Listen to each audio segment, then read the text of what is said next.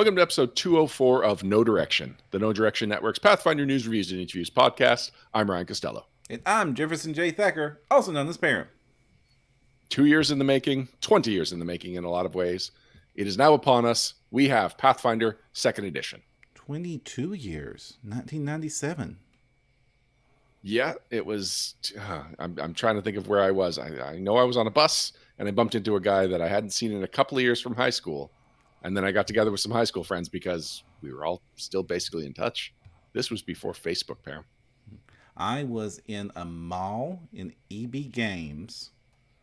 I had just read the Inquest magazine's preview of third edition about why it's so cool and how you could build wizard fighters in it, and why it was a great idea to build a wizard by starting in fighter, or was it barbarian?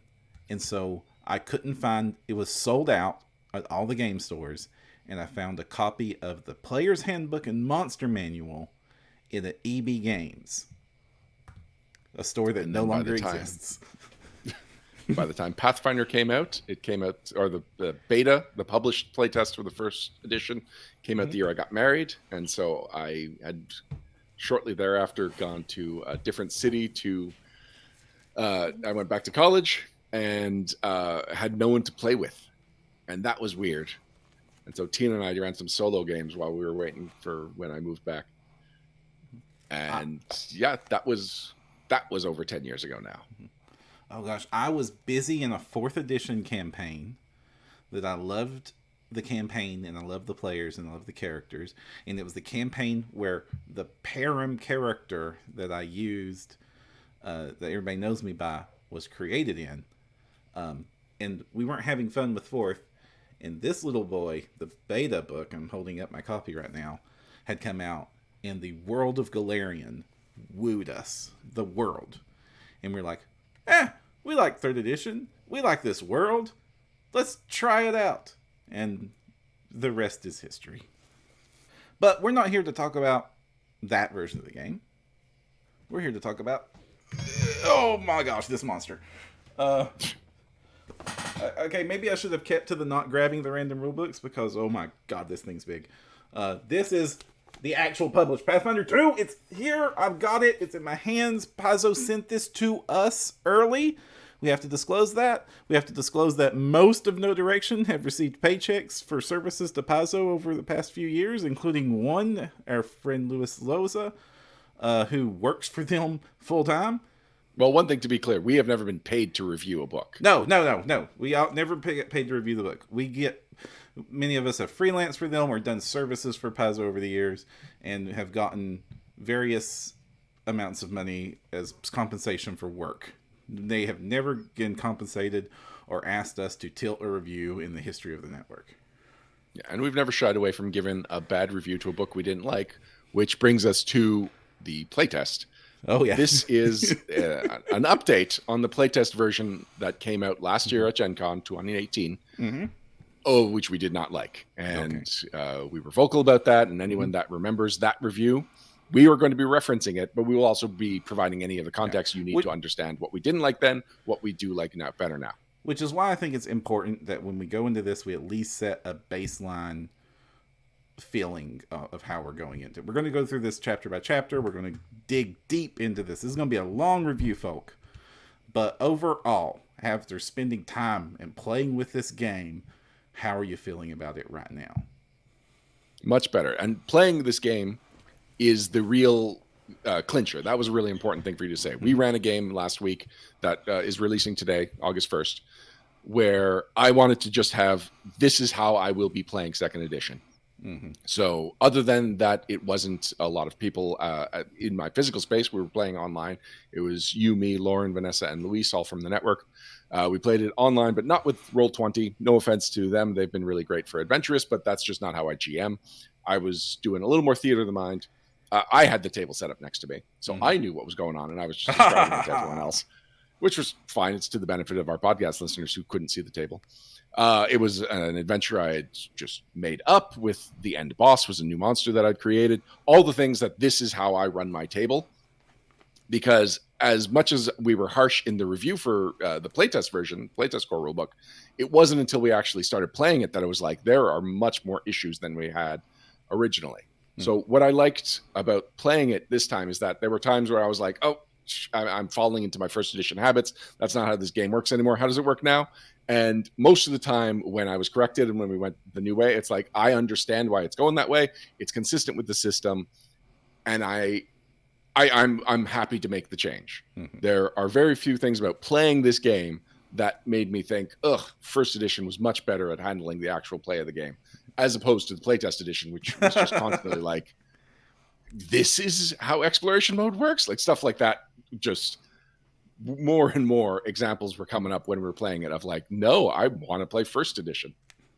Now, I think that's the key. And me coming into that, having a very good preview of second edition, I have went out of my way to play this game a lot. I went through several games at PaizoCon. I've set together, put up some playtest groups of my own. I've GM'd this game. I've tore this game apart. I've made dozens upon dozens of characters. I am looking for the cracks because I didn't want to get blindsided again. And my overall feeling is the more time I spend with this game, the more I use it and actual prep games to run or prep characters to play, the more I appreciate the changes that were made and the more I want to play of it. Now, I will say there are some things that I still do not appreciate, and we will get to those. Some big ones, but ultimately, when I was at the table, I was happy, and that's super important. Yeah, I have a couple of bugaboos that I will get to when we get to them. I think I have less bugaboos because very publicly in the past, we've talked about things me and Ryan disagree on. In a lot of those cases, when me and Ryan prefer different things, this book fell on my side of the table than his. Yeah. Some thoughts about the potential origins for some of those disagreements, and maybe it'll come up in the review. Maybe we'll save it for another episode. I will say, playing under you in a freeform GM style makes me understand a little bit more of your opinions, because that was a wild game.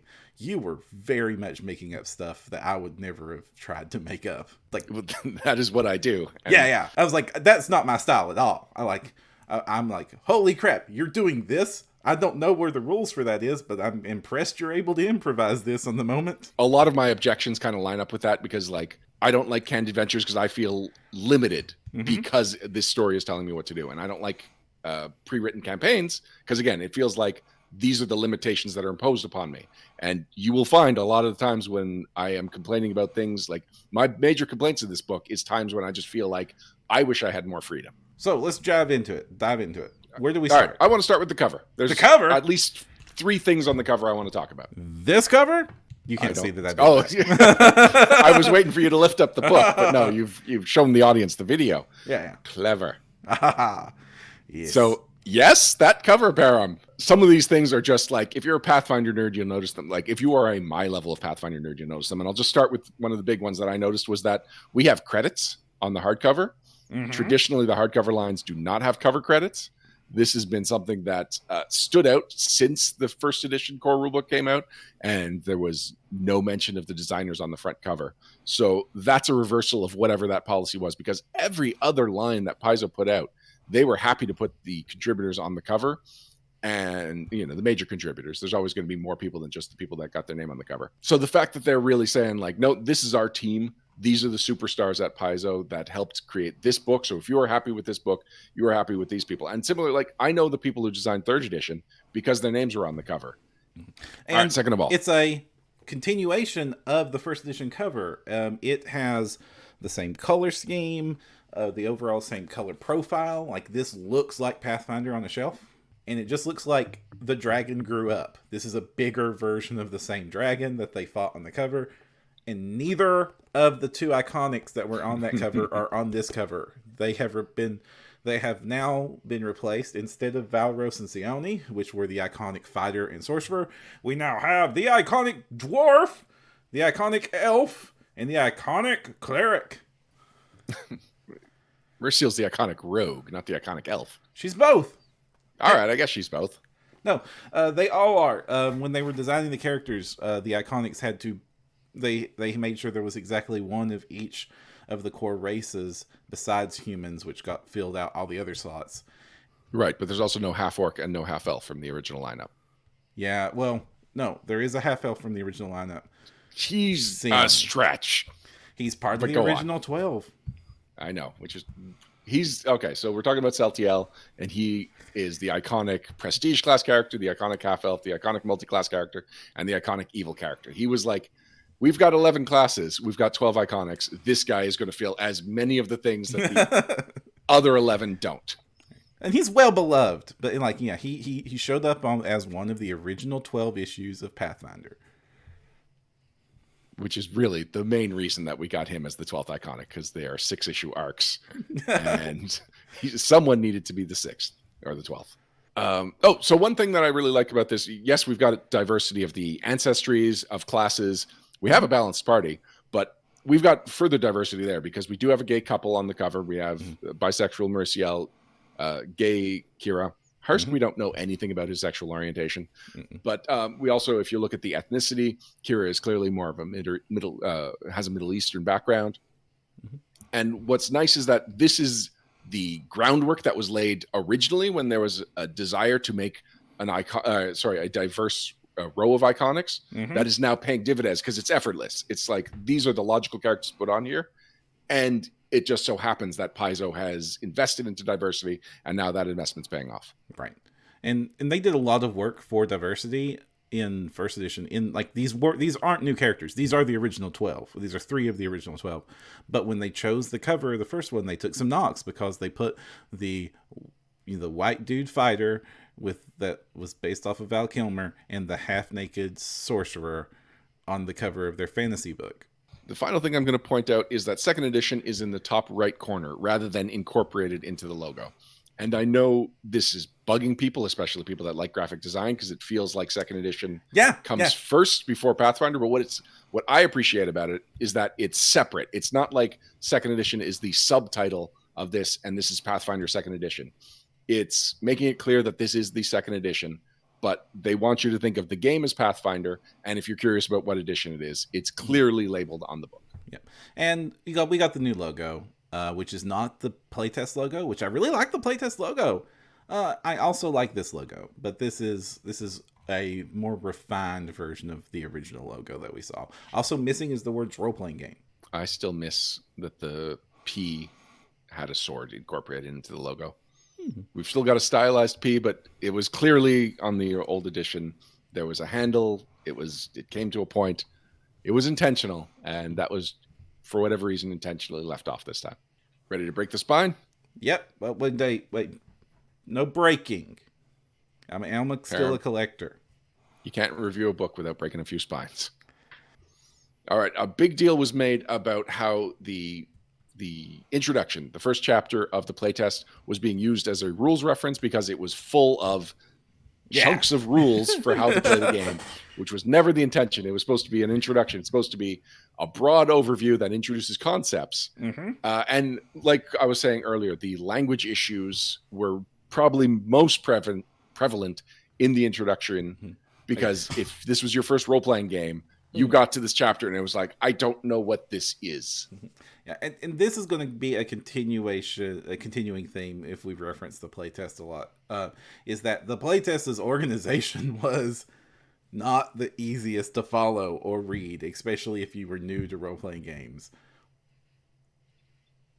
So a couple of things of note. They've got something called the first rule, which is effectively telling you that this is your game. If the rules don't line up with what you're comfortable with how you think you should play it, just follow your heart, follow whatever feels like the most appropriate dramatic thing. Whatever reason you are deciding to not follow a rule, that's fine. It is your choice to make.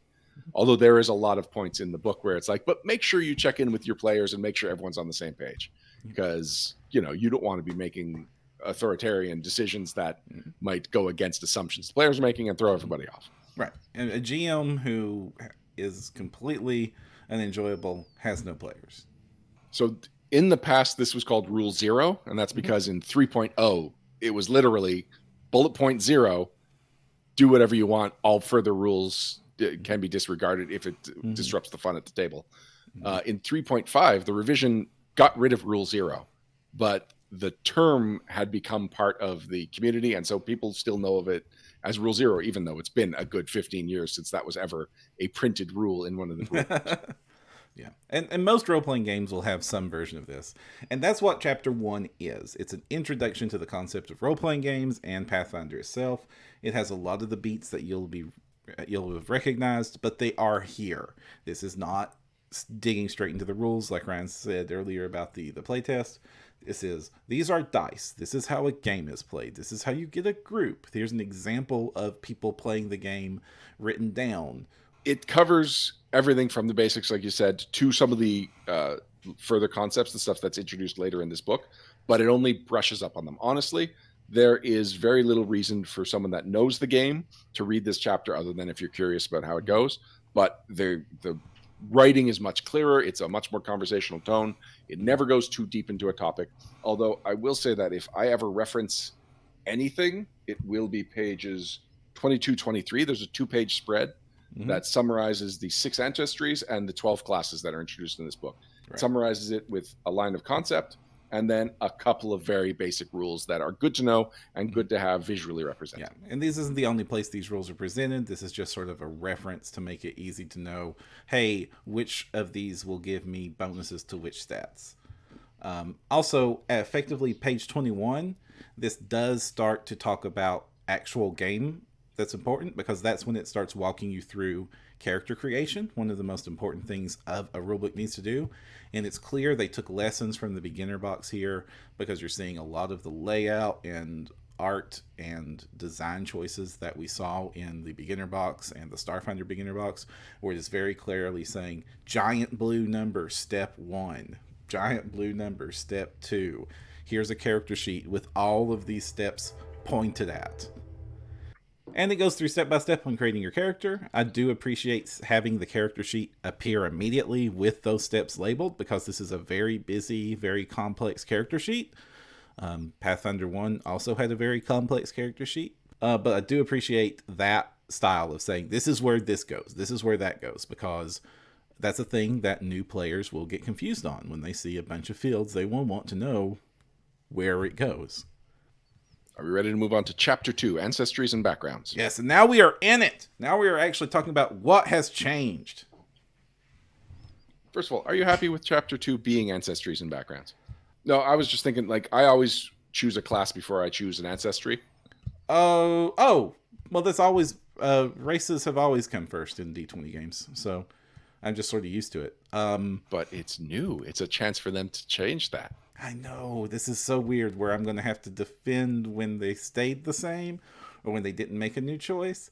I think it would be very difficult to create a character class first, but considering the order you need to make the choices. I guess when I'm conceiving of a character, it's usually this is what the class is going to be. But it's true. When I start actually putting pen to paper, the ancestry comes first. Mm-hmm. I mean, 9 out of 10 people are going to choose human if the statistics online happen. So, yeah. I mean, human's real popular. Why is human always popular? It's the familiar. It's the easiest way to totemize your character, to see yourself in your character, is if it's a human, whereas the other ancestries, like, that's quite a diversion. It's easier to see yourself casting spells than see yourself being a short bearded man who can do the mundane things that you can do for some reason. Yeah. So also, humans in D20 games have been overpowered. Yes. That has not changed. Yep. No, if you're used to your human being your go-to to be extra good at your class, feel right at home, guy. So before we go into any of the specific ancestries bigger than that, I am going to do my first gripe about feeling a little constraint. Uh-huh. So every ancestry has heritages. Right. And right off the bat, the first elf heritage is the Arctic elf, which gives you cold resistance, cold this and that. When you're in a cold environment, you're fine. Mm-hmm. My problem with it is that nothing about it is elf specific.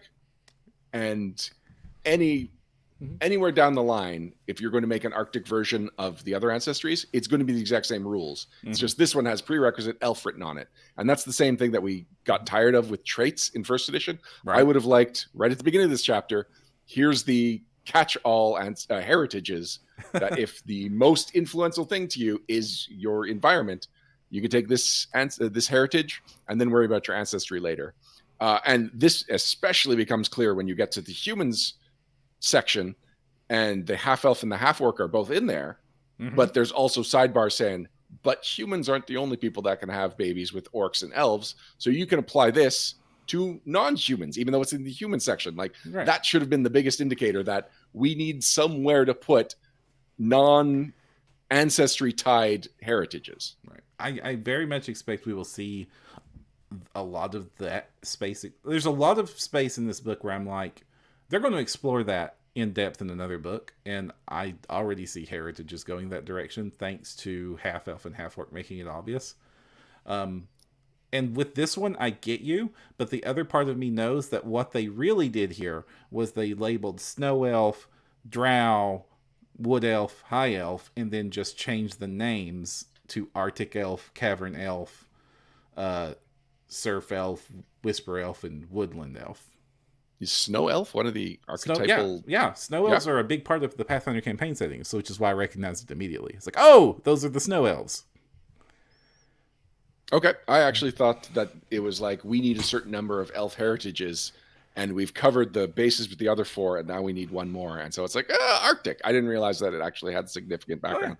In Jade Regent, you meet a bunch of them. They talk about them a bunch in Reign of Winter. Like the snow elves are like a big part of Pathfinder. They ride these cool, like freaking white elk everywhere around, and there's some really nice miniature art of them. All right, somehow I've missed this completely. Also, one more thing before we go into any of the specifics. My hill to die on when we were talking about the playtest was that you could not control your ability scores enough. That if you were a class an ancestry that got a boost in one of your ability scores, that was it. There was no way of affecting that. Your base minimum was always going to be a 12 because you got this boost that was typed and could not be customized. And I know that in the last year, since this has come up several times, this is apparently a controversial opinion, but the idea that it's like, I can't play a character that is supposed to be rude if the mechanics tell me every time I accidentally stumble into a diplomacy check, I am likely to make that diplomacy check. It's like, then how can I qualify this character in my head as rude if the rules don't line up with the character in my head? I want synergy of numbers and personality. And like, it works the reverse. If I am supposed to be some smooth talking, like very svelte guy, but my charisma is 8 and every single time I make a diplomacy check, I fail, then it's like, then I've made that character wrong. There is a discongruity between what it's supposed to be and what it actually is. So the crux of that complaint was that I couldn't remake one of my most popular character, or one of my favorite characters, Karkarcast, the just foul-tempered gnome, because gnomes could not have less charisma than 12. Kark was going to be a popular guy despite, no matter how I role-played him, because of this at minimum +1 to his charisma. Right. So, like, we did have a lot of feedback against that. It was a controversial opinion, and I didn't agree with you entirely on it. I was willing to look over that. It wasn't my hill to die on. Of course, I would have preferred to have more freedom. I always like to have more freedom as opposed to the opposite. But that's not the case here. Now you can. There is another step of character creation that will let you tank your ability scores. And I did it because of this. I when I made my fighter bard character in the actual play podcast that you should listen to after this review, or before or after. I don't know how that's going to work. I'm not sure either. But you're going to listen to it. You'll listen to me playing a fighter bard called Darius. I wanted to make a big dumb fighter, so I intentionally used your rule just so I could make him dumber. It's not my rule, but it is the rule that worked out for me. Yeah. Where you could take 2 flaws, 2 additional flaws to get 1 additional boost. Yep. And you... We're talking Yes. about the ability generation using the boost system, which is the default assumption in this game. They also present rolling as rules for generating ability scores. Yes, which is in the introduction. I know I said that the introduction doesn't have too much crunch, but I believe this is the only place this part appears. An alternative method of character creation, ability score generation, is rolling your ability scores, where the only bonus you apply, you don't apply your background bonus or your class bonus, you only apply your Ancestries bonuses to the dice you roll, which I believe their preferred method is 46, drop the lowest. Yeah. Yeah. So I know No a lot points of by, which players. surprised me. Oh, I mean, I can see no points by if with the boost system is kind of fulfilling the same role that it would fill. I'm surprised there wasn't default erase, because I'm used to default erase in these systems. Oh, default arrays. I thought I was hearing erase, and I wanted to know more. Yeah, no, the default arrays are mainly meant to be used as like, you need to generate this character in a big darn hurry. These are a set of stats that are balanced. Go build them. Or if you want everything to be absolutely entirely balanced at your table, here's the stats everybody will use.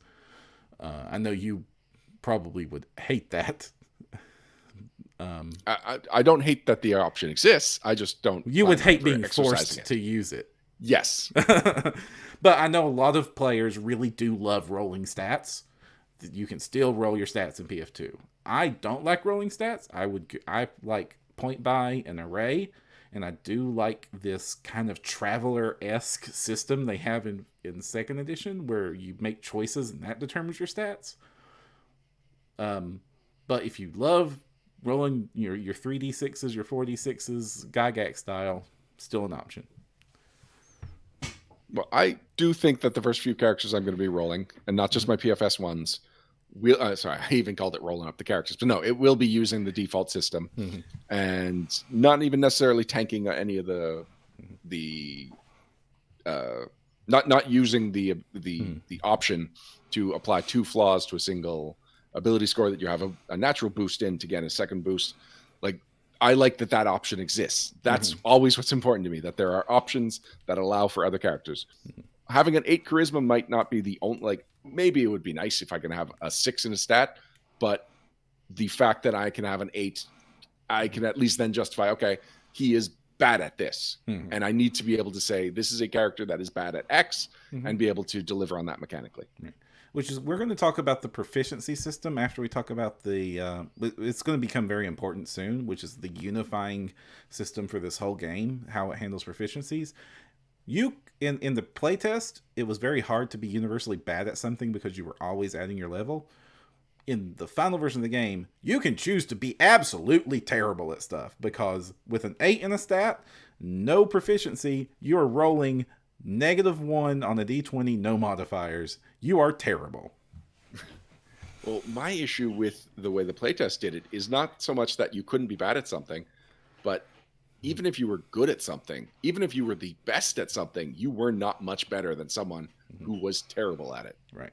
And that has changed. The proficiency system, there is a humongous gulf between the best and the worst.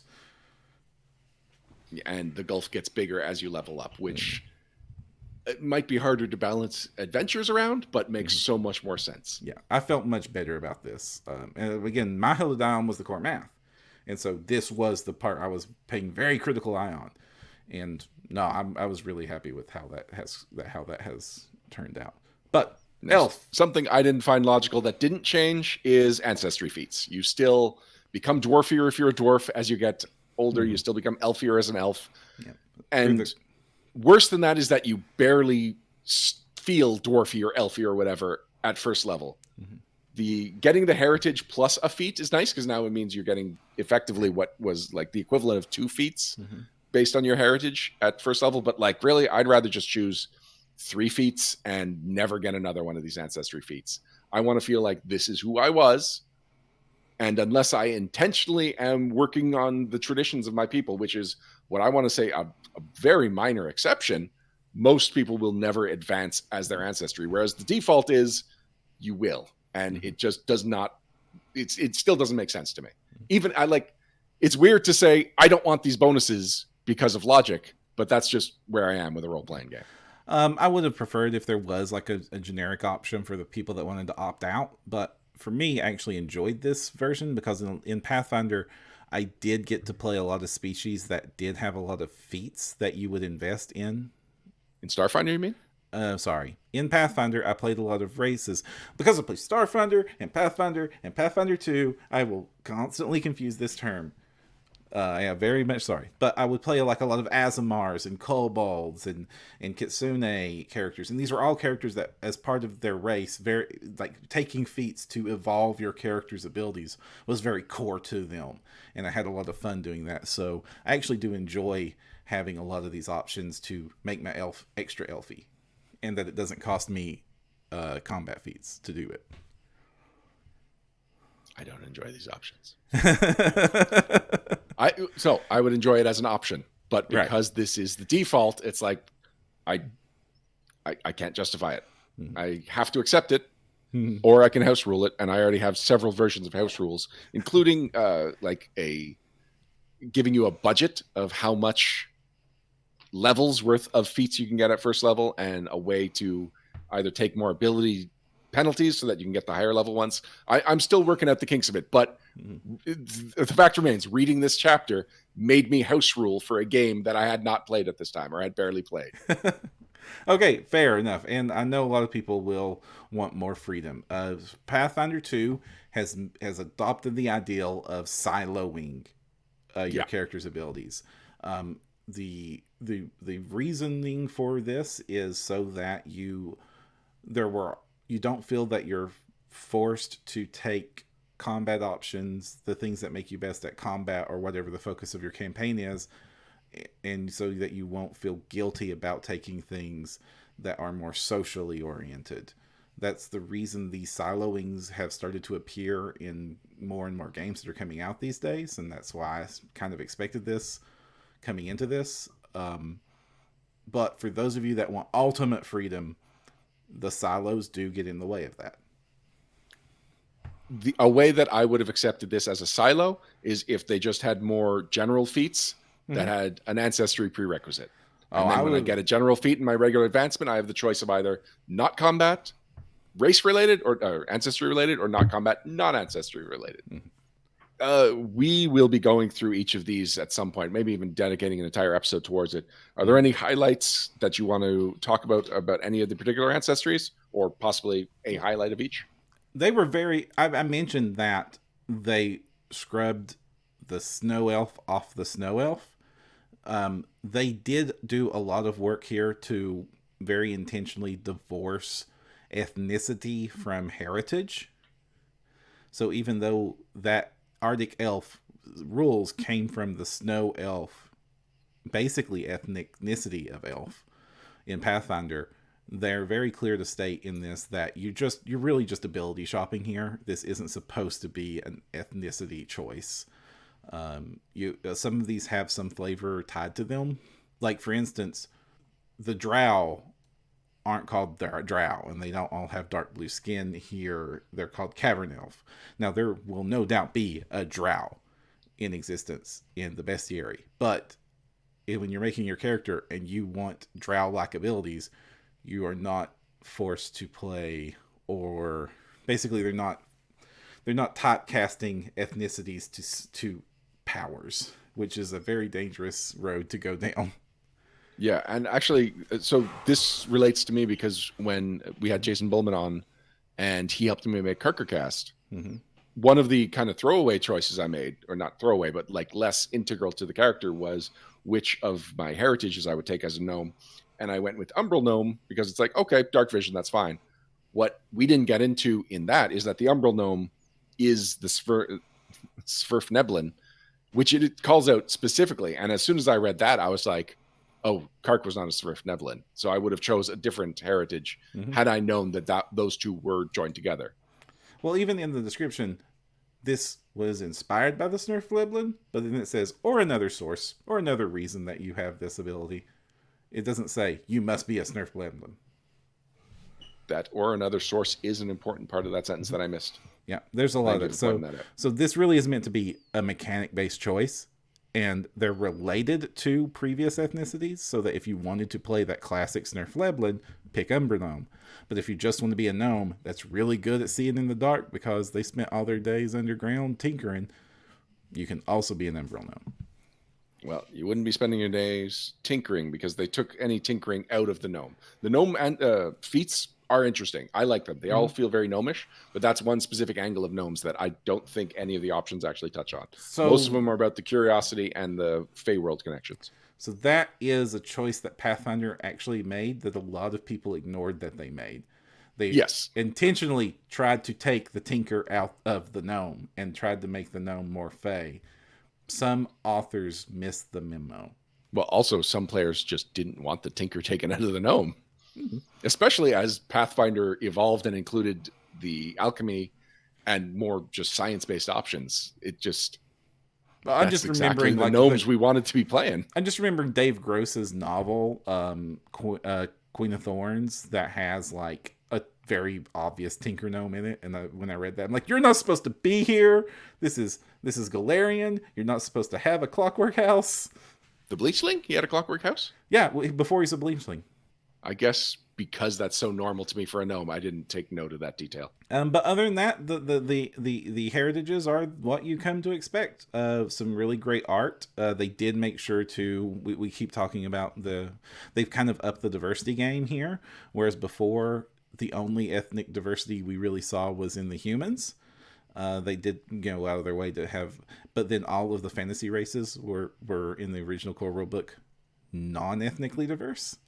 Now, just about every species throughout this book is presented in different ethnicities and cultural diversity. And they did go out of their way to present a female dwarf and establish that not all female dwarfs have beards, if any of them do. It's not ever mentioned anywhere in the lore, but that's always a controversial topic about how to present female dwarves. They made a choice. This one is beardless. Yep. Also, there is a male and female goblin. Good luck figuring out which is which, because as part of goblin lore, it's very hard to tell. I think I can tell. Oh, we have to also mention goblins. The goblins got here. Yeah, they're still here. The goblins,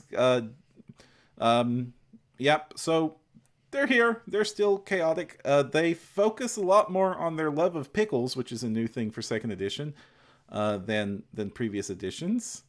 No, love of pickles? That's been in there since Rise of the Rune Lords. They have dialed pickles to 11 because they can't make them evil anymore. Oh, okay. So pickles have replaced fire? Yeah. And then, of course, shout out to Owen Casey Stevens, formerly of Paizo, and his gnome Quindle, who has helped spawn the phrase pickles are magic and helped cement this in everyone's hearts.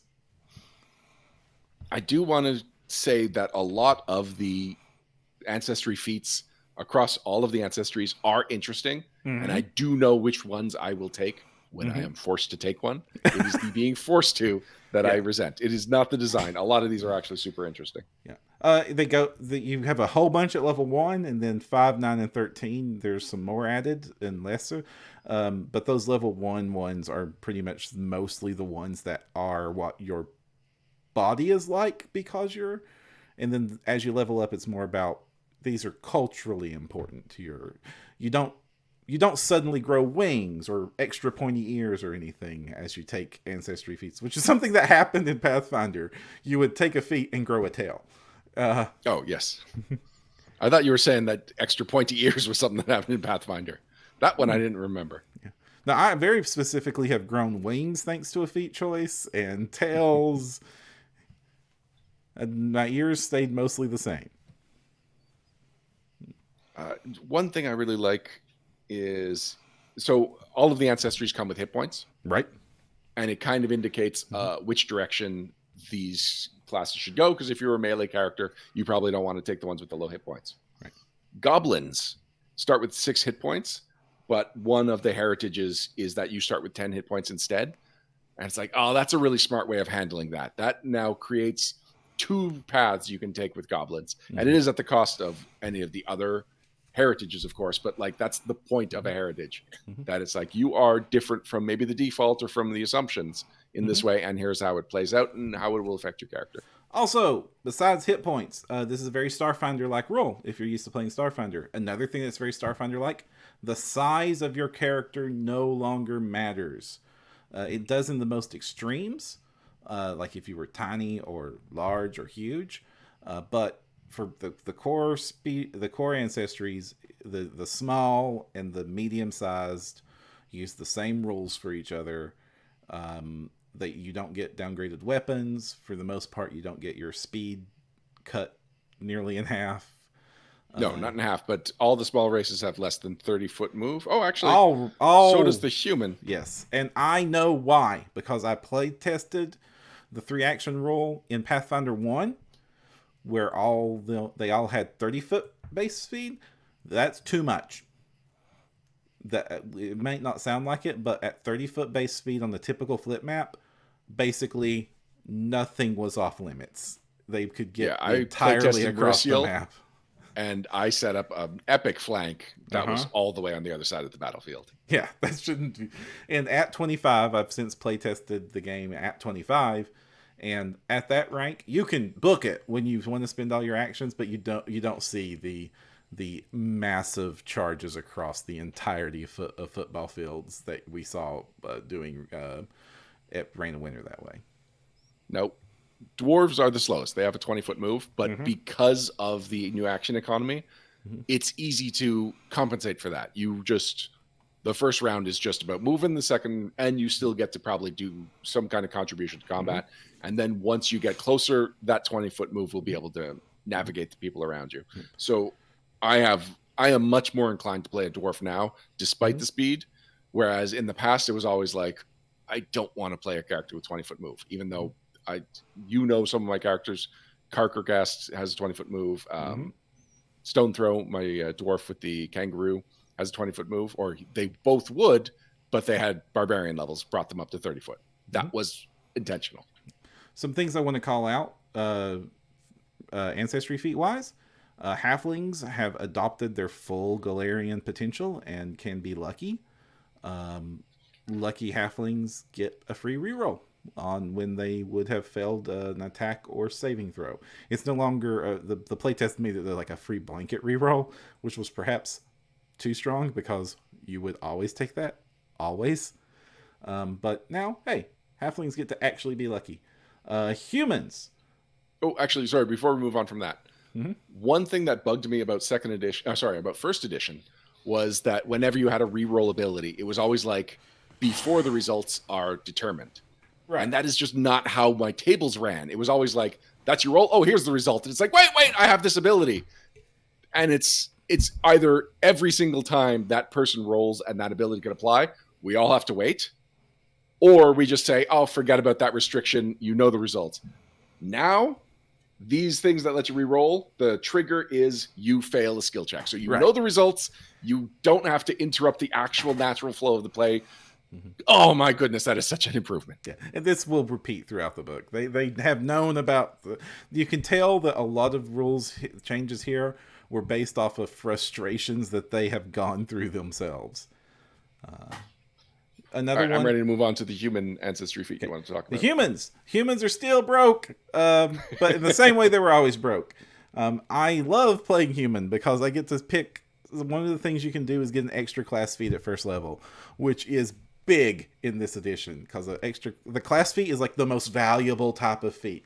It isn't the only combat options, but they are the majority of them, and they are definitely the ones that will tie into what you intended to do with this character the most.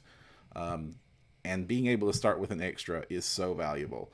They also can take skilled, or their heritages are skilled or versatile, which is get an extra general feat or get extra skill trainings. And then as their ancestry feats, one that you can get is called the one we're talking about is called natural ambition.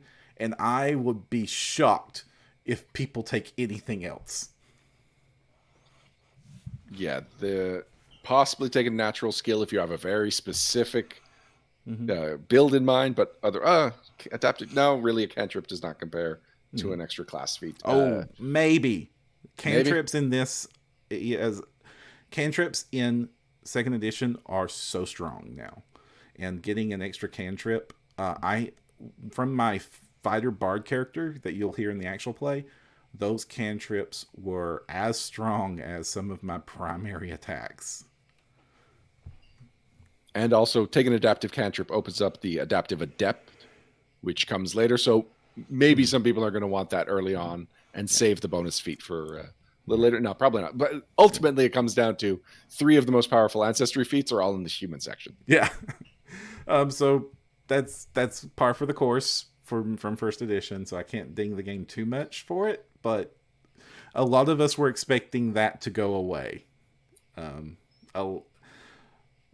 will say that you get ancestry feats faster than you level up in them, so you will want to come back to these level 1 feats, especially sometimes and some human characters that I've built and leveled up, I have come back after the fact to grab things like general training and grab things like adaptive cantrip, but my first one is always natural ambition. And nobody's faulting you for that. No. And then, of course, you have your half elves and half orcs. And it's very important to point out that they have a lot of feats. So, especially the half orc, more so than the half elf. Mainly because the half elf could just take elf feats or human feats. So, they've got a lot to choose from already.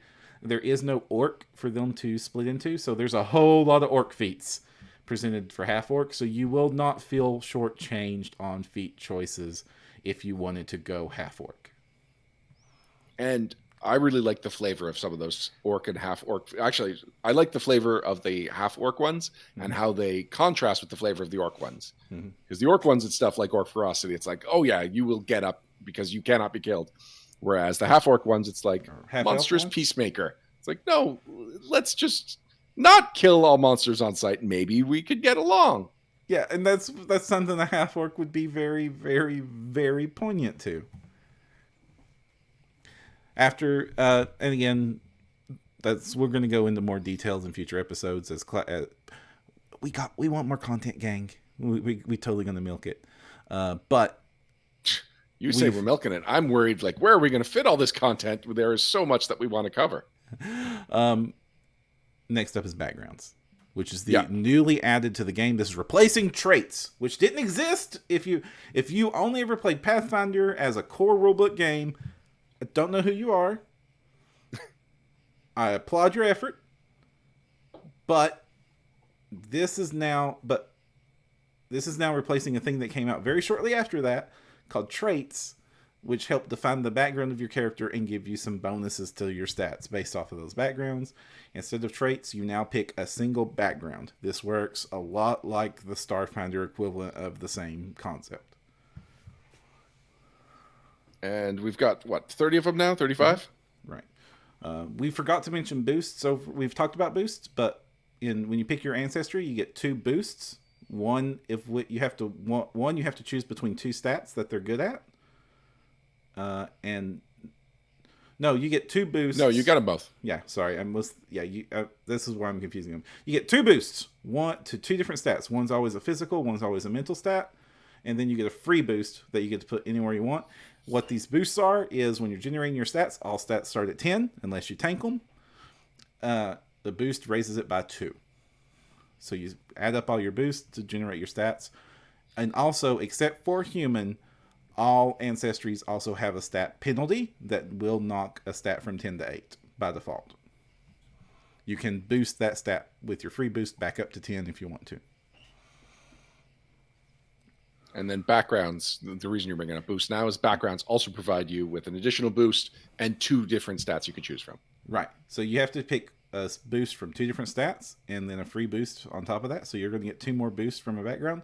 Backgrounds also will train you in a skill related to that background and give you your first skill feat, which is related to the skill that the background ties into. Examples of backgrounds are acrobat. You were like in the circus, or You did something else that made you do backflips for a living. You get 2 ability boosts, 1 in strength, 1 in dexterity. You also become trained in the acrobatic skill, and you get the circus lore skill feat. You always get a lore skill, which is the new knowledge skills. You get circus lore skill as a Knowledge skill. / professional. Yeah, it's like profession. It's like this all-in-one catch-all. So you get the circus lore feat, and you get the steady balance skill feat, which is skill feats. I like skill feats in this game. They give you very pertinent things, sometimes in combat, sometimes out of combat, but always very useful. And they very much feel like my character trained to do something special. So these skill feats are not to just be glossed over. So yeah, in fact, by the time I got to the skills chapter, the feats chapter, I was like, okay, I've read the classes, I've read the skills. I'm just going to gloss over the feats because clearly it's just going to be you become an expert, you become a master, you become a legend. No. And within just a couple of them, it's like, when did these get interesting? Some of the best parts of my character are in those skill feat choices. I made like again, I'm going to reference the character you're going to hear. I very much intentionally got, I called Smoldering Glare, but it was actually Intimidating Glare. Which is a skill feat that lets you just look at somebody to intimidate them. Whereas in normally using of Intimidate, you have to vocalize it out. They have to understand what you're saying. But by taking a skill feat, Intimidating Glare, I was just able to give somebody the eye. And it didn't matter what species. As long as they could get scared, they would get scared. Now, I was critical of backgrounds when we were talking about them in the playtest edition, and it's not that backgrounds rules have changed. They're almost identical. The difference is that there are many more of them. Yes, there are over 30 here, and we have heard word from other sources that when Lost Omens drops, the Lost Omens book, is they're going to just add tons more backgrounds. Yeah, I believe 100 or over 100 was coming out in the first Lost Omens book. No, the total will be over 100. Oh, okay. When you add, 3. Yeah, which is the first one's the Lost Omens World Guide, which is basically going to be their campaign setting hardcover with some character options. We haven't read or reviewed this book yet, but that's sort of the sales pitch, and it's going to have like 70 some backgrounds to add to the 30 some here. Tons of backgrounds, y'all. But what I like is that they are very broad in how you can apply them. So not only is just the name on the label just fairly generic, like you were saying, acrobat, bounty hunter, detective. But then if you start reading in the description, it's like, oh, maybe you did this, maybe you did this. So it's not like you are a detective, that this is your backstory. You have no creative input into how your character got there. No. It's very, very open. You can apply it in a lot of different ways, and it makes sense. So I didn't get the backgroundless background that I was hoping for because I really like the themeless background in Starfinder. But I also find the Starfinder, are they called backgrounds? No, they're called themes.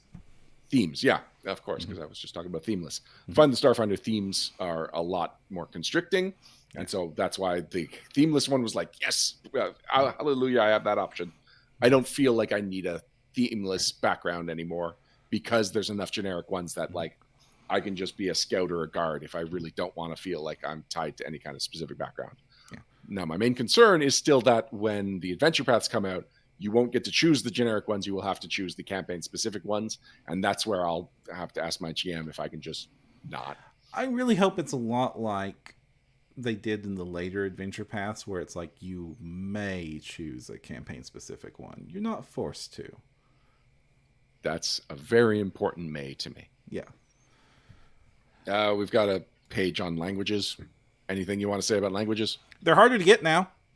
Are they? Like, used to, languages were like you just dumped a skill point, which was nothing in Pathfinder 1 to get a whole language. Now you've got to take one of your feats has to be given to learn languages, one of your very precious general feats. You learn 2 languages that way. But now what languages you know at the beginning matter a whole lot more than they have in the past. So choose more carefully because it's not super easy to get more. Classes. This is probably what everybody was waiting for, because this is what most players are going to spend their most of their time focusing on, is how does my character play through the game, and their class decides that more than any other choice you make. Well, it's also, if you're just reading the book, this is the largest chapter in it. It starts on page 66 and ends on page 231. Yeah, this is bigger than the magic section, and that is heresy for a D20 based game. Now, we decided that we are going to start with the wizard and move backwards through the alphabet. Yes. Because previously we kind of lose some steam when we're talking about the classes. And also, we're not going to be talking extensively about any of the classes this time. We're going to be talking the highlights similar to what we did with the Ancestries. But I do want to talk a few broad points about classes. Right. Okay, so classes in general, before we dive into wizard, your class also will give you a boost in its key ability score.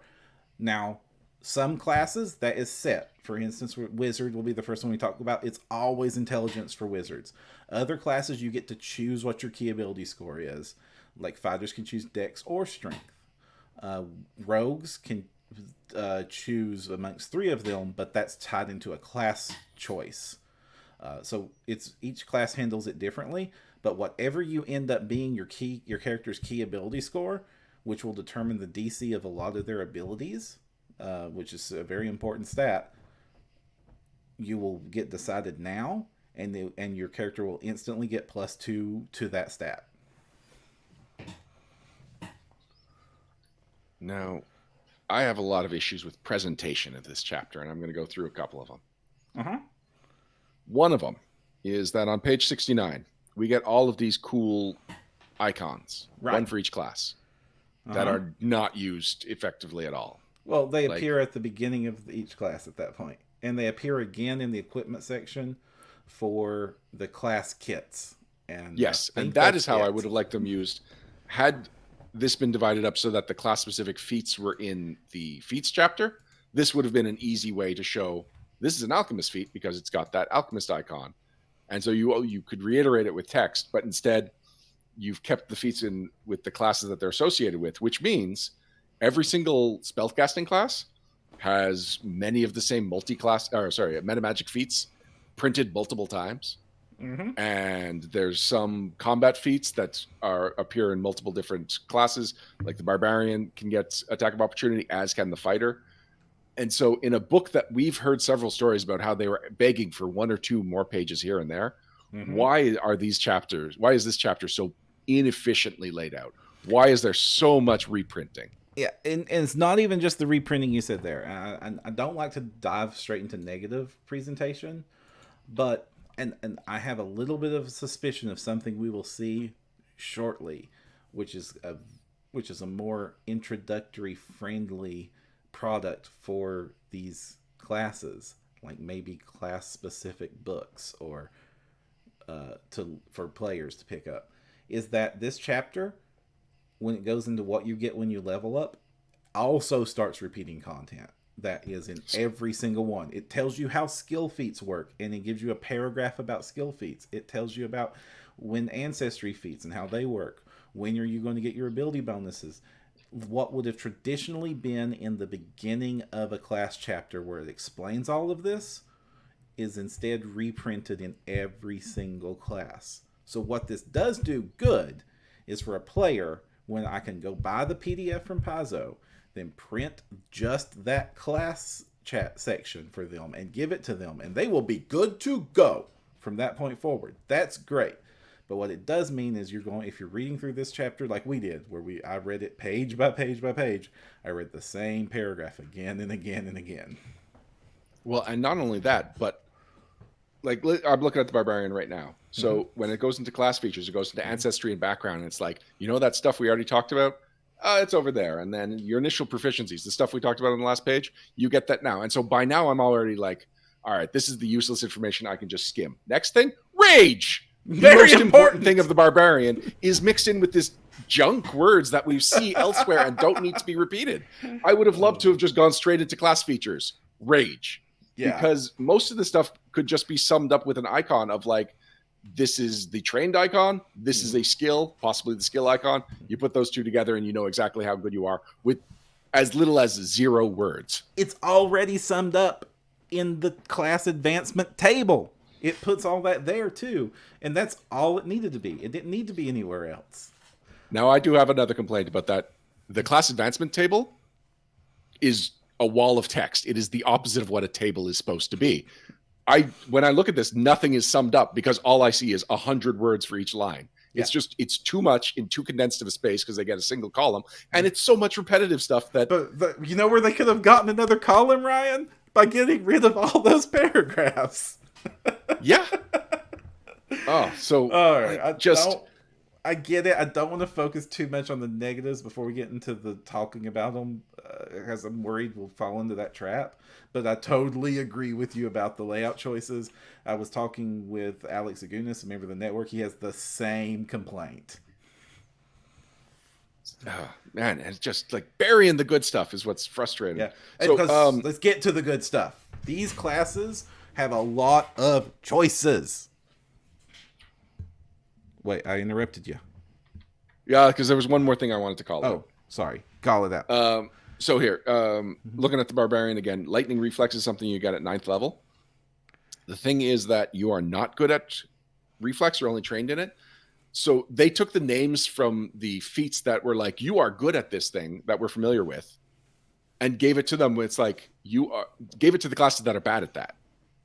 Let me try and explain. So like the paladin gets lightning reflexes, right? Because it starts not having good reflex. And so you eventually get better reflex, but having a class feature that says paladins have lightning reflexes is confusing because it's actually a bonus you get for being bad at the thing. It's the progress of your reflex save. It's the bonus you get when you no longer are bad at the thing. Right. So if instead of lightning reflexes was expert in reflexes, it's telling me, okay, I've leveled up in a thing I was bad at. Whereas lightning reflexes makes it feel like, hey, like play the paladin now with lightning reflexes. It's like, it's way overselling what the thing actually is. Mm-hmm. So that was my final complaint. Very about curiously, the now you bring it up, let's see what it was called in the Rogue, which is expert reflexes straight off the bat. What did they get when they become master at reflexes? I'm looking for. I remember it's a much cooler name. Yeah, sorry I just want to get that name down. I'm in the Ranger, so he probably has it. Oh no, it's evasion. Your proficiency rank for reflex increases to master. Yeah, and this is where I do wish they would have just labeled it Master of Reflexes now, because by naming them based off of old feats we're very familiar with, we have assumptions of what they do that are no longer valid. Except for actually this does do what evasion did, so never mind. Evasion for rogue, 7th level feat, you become master of reflexes, and when you make a success on a reflex save, it becomes a critical success, which in Pathfinder 2 means instead of taking half damage, you take no damage, which is exactly what evasion did. So in this case, evasion really is what it says it is, but it is also making your save better. All right, Param, the wizard. This This is your baby. This is also the class I was least likely to play in 1st edition. So take the reins. Tell me about the wizard. So the wizard is a great example of what has changed in Pathfinder 2nd Edition, so I'm glad we're starting here. The wizard in Pathfinder 1st Edition, very, very powerful class. Very, very boring class.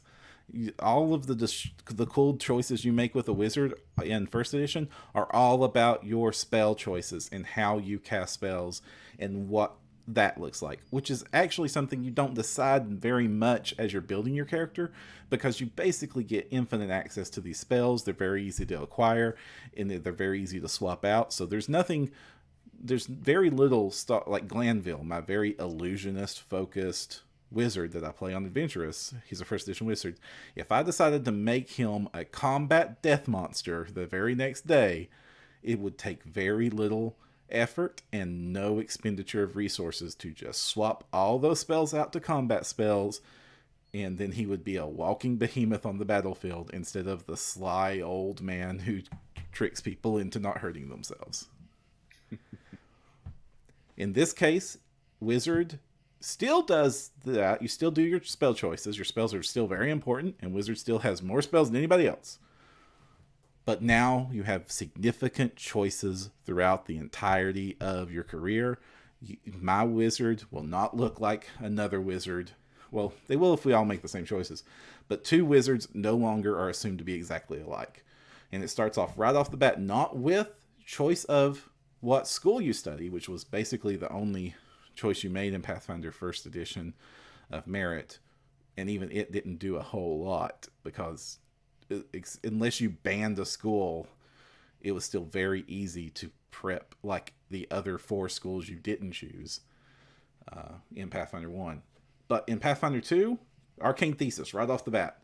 Humongous choice in how your wizard plays. Are you really good at throwing meta magic in?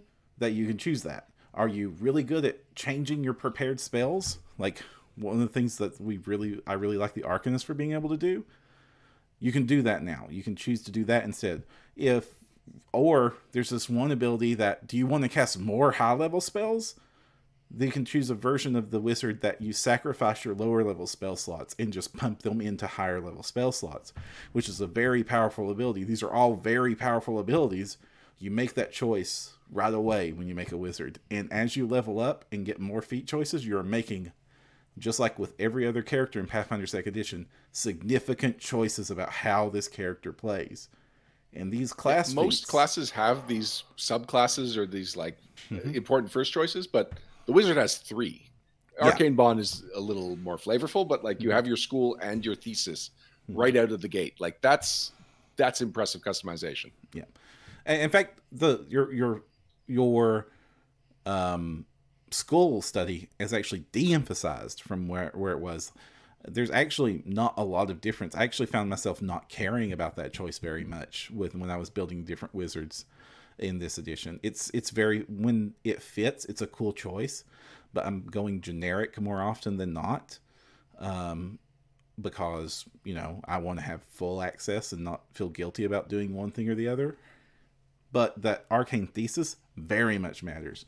And then when you start getting class feats, and you will see this with all of the other classes too. These class feats in Second Edition, the playtest, a lot of these were just subbing in combat feats we were used to and just like calling them class feats.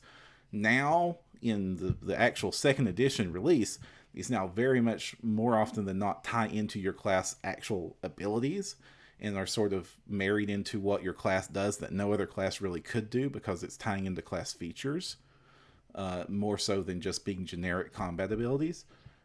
With wizards, you're choosing like meta magic is an option, or you enchant your weapons, or you can conceal your spellcasting so nobody knows it, or you can be pumping up your familiar with these class choices and you suddenly have a Doom Bunny. Every single level of choices where I'm used to playing a class that has almost none is now going to drastically alter how I play this character during every game they appear in. Remind me to bring up an anecdote when we get to the monk class, if I forget it, that you've just reminded me of. Yeah. Again, with the wizards, a lot of those choices are going to be quicken, like meta magic feats, or boosting your familiar, or gaining access to new focus spells, which is a new mechanic in the game, where you have... So with all spellcasting classes, it's important to address this now that we're talking about the spellcasting classes. They mostly use the same level progression. There are all 9 level spellcasters. There's no 6 or 4 level spellcasters anymore. And cantrips are now very important to your character. They level up with you and become something you're going to continue to rely on throughout the entirety of your character's career, instead of something you quit using after you learn better spells, except for a few that are broken, like Detect Magic in First Edition, which you basically always had equipped and defeated half the encounters with. Defeated the encounters with Detect Magic. Man, there are so many traps you can avoid, secret doors you just find. Detect Magic can just invisible monsters. Like, man, correct abuse of Detect Magic just kind of shuts down so much pre-written adventures. All right. Yeah. Like it gets to the point sometimes, like especially in Reign of Winter, where the very first words out of their mouths was 3 different characters casting Detect Magic after I finished every room description. Detect Magic got the nerf bat. A lot of spells got the nerf bat with Second Edition, not just wizard spells. A lot of spells got buffed. Like damage spells got buffed. Combat spells got buffed. Save or Dies got nerfed. Divination as a whole became less the instant I win button it was in Pathfinder First Edition. If you really wanted to hate your game master, and they were especially at the society table, a divination focused wizard or oracle basically made all mystery, all hidden secrets, all deception pointless in any adventure. You knew exactly what to do, exactly where to go, no surprises, and you could usually ambush everything. There's a very good reason that I started to just intentionally select it as a forbidden school on most of my wizards that I would build, is because I didn't want to hate my GM to hate me. And now the new type of spell, besides your usual spells and your cantrips that are now super good, are focus spells. A lot of classes get them. You get a recharging pool of focus points. You start off with 1. As you learn more focus spells, you get up to 3. You spend those points to cast basically what are souped up cantrips. Basically, you can use them once, twice during an encounter. You spend your focus points. They do really cool things, like throw your weapon across the field and get full damage with it, and your intelligence bonus on top of that. That's cool. Or you, I believe, heal one of the paladins lay on hands as a focus spell, and you do a bunch of healing. And there's other focus spells in the game. The sorcerer's got a bunch of really cool ones. The divination wizard has one where it rolls a d20, sets it down the field on somebody, like they cast it on somebody, and that character is allowed to grab that d20 and use it for one of their rolls whenever they want. That's a cool. Oh yeah, we saw that in Luis's game at PaizoCon. Yeah. That was really cool. Yeah, and when you use up all your focus points, and there's lots of mechanics in this game that basically make you take 10 minutes to do things and recover, you recharge those focus points and get them back. So you can't spam them in the same combat, but you can use them multiple times throughout the day. Sorry, just doing some math on something. Sorcerer. Sorcerer. So I'm going to take the reins on this one. Go for it. Sorcerer is actually the class that I want to play the most, even though I know I will not enjoy playing it at all. You've seen me play casters. I just do not enjoy that experience. Right. But there is so much flexibility here, to the point that, like, even the things you're used to with spellcasters, of you choose the spellcaster and that locks you into one of the spellcasting types. Nope. You can go for any kind of school of magic, not school of magic, but it's a type of magic. What's the official word for primal versus divine versus arcane? Traditions. Those are now called arcane traditions, which is important to note that all magic, instead of having spell lists, there are now 4 spell lists: arcane, primal, divine, and occult. And your spellcasting classes picks one of those. There's not a sorcerer list and a witch list and a magus list and a shaman list and which is, I did not understand it when they started doing that with the advanced player's guide in first edition, because I was like, they're not just going to update every single list, every single rulebook that comes out. Yeah, they are. And the later spellcasters that come out just miss out on a lot of the other books. They didn't miss out, because then they would publish backlists for all of them. And then I would have to go in. Even on softcovers? Most of them. And I would have to go back and update those darn spell cards every single time. In the spell card class list for classes that used to be like, oh, it all fits neatly on one little block, is now half of this spell card is the classes that can cast this spell. Yeah, it's like when you're designing a game, you've got to future proof, because you know that you've got to have open space to add things to it without causing logistical nightmares. And that was one that was like, isn't this clearly not future proofed? And it was not. And second edition has now future proof spellcasting by limiting the number of lists. And like, they can come out with a book that introduces a whole new tradition of magic, and that's still manageable, right, compared to what they were doing with first edition. So, Sorcerer, they're very cool. Sorcerer, cool? You know what? That was mainly my point, that this is the class with the most flexibility in how you can apply the mechanics. It is, I wish the fighter was the martial version of the sorcerer, because that would be my ultimate class. I have nothing else to say. You take the reins back. Okay. Spellcaster. So sorcerers used to be lesser wizards in first edition, and I'm going to get a lot of hate mail for that. But they were the spontaneous casting version of wizards. Oh, thank goodness for that. Which got all of their spells a level later. They had a much shorter spell list. They were locked into their choices. Oh, that was the best part. Yeah. That meant that you were weaker than a wizard. Yeah, but you didn't have to. Yeah, figure you were anything easier out. to play, but weaker. But they Yes. had so much flavor. We're in 3.5. It really was just weak wizard, and then in Pathfinder, like they had this concept of bloodlines, which gave you all these cool abilities. And like I'm a dragon sorcerer, so I'm going to be able to breathe fire and grow wings and claws when I need to. Or I'm a Fey based blood sorcerer, which means I can charm people, and my charisma's awesome. Well, your charisma's always awesome because you're a sorcerer, but you get the idea. Or you're a celestial sorcerer, so you can freaking get a halo that glows, and you can get access to some divine spells. Well, now the bloodline for the sorcerer is everything.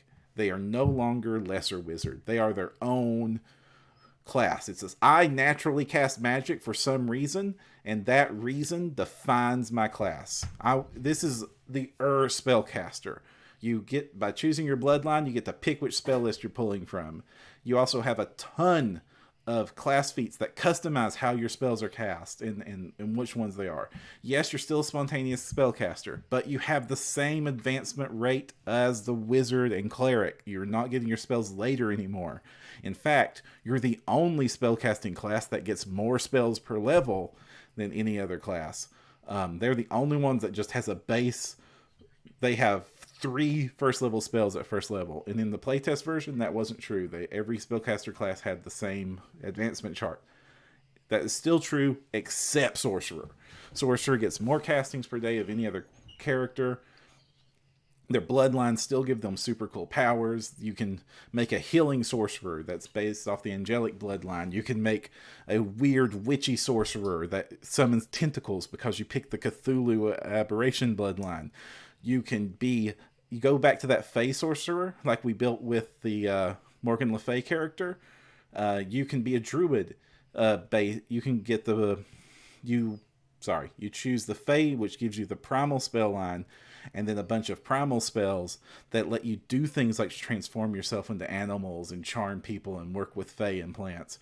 And you really are able to make a custom magic character that is not restricted by any sort of previous concept using this class, and it's cool.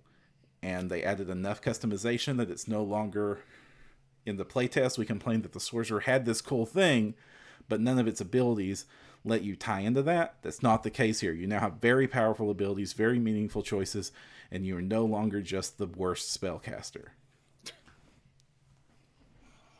Moving on to the rogue. The rogue may be my favorite class that I actually would play. Okay. Second edition. It's just the class feats are a nice combination of tactical and skill based. So take everything you said about how the skill feats are really cool. Mm-hmm. The rogue has combat based skill feats. It unlocks attacks based on what it can do with its skills. And that is a really cool place for the rogue to be. It also is nice because, like you were saying earlier, everyone has their key ability.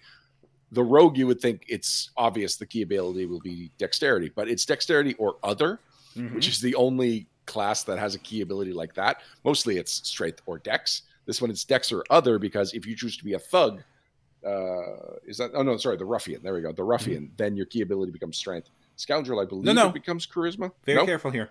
You're when you are the ruffian or the scoundrel, your score may be strength or charisma.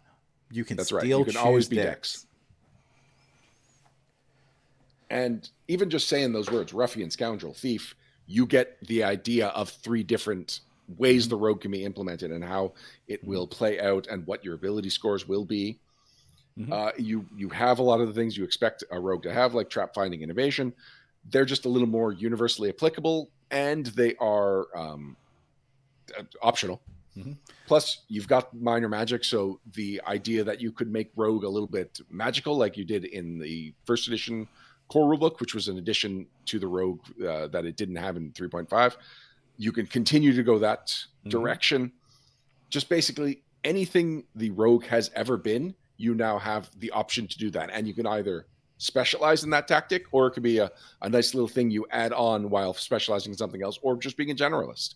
It is the most probably widely applicable combat class without it being tied to something more specific like the ranger, which are about to get into. Yeah. And I do like ruffian because it is like I have a bunch of characters that I would normally have been forced to make warriors or fighters, even though I want them to be street thugs, street thieves, etc. type character. I have a really lovable character in one of my home campaigns called Martin, who is a rogue who carries around a big freaking club and has enough dexterity to manage to not fall down when his shoes are tied together, but that's about it.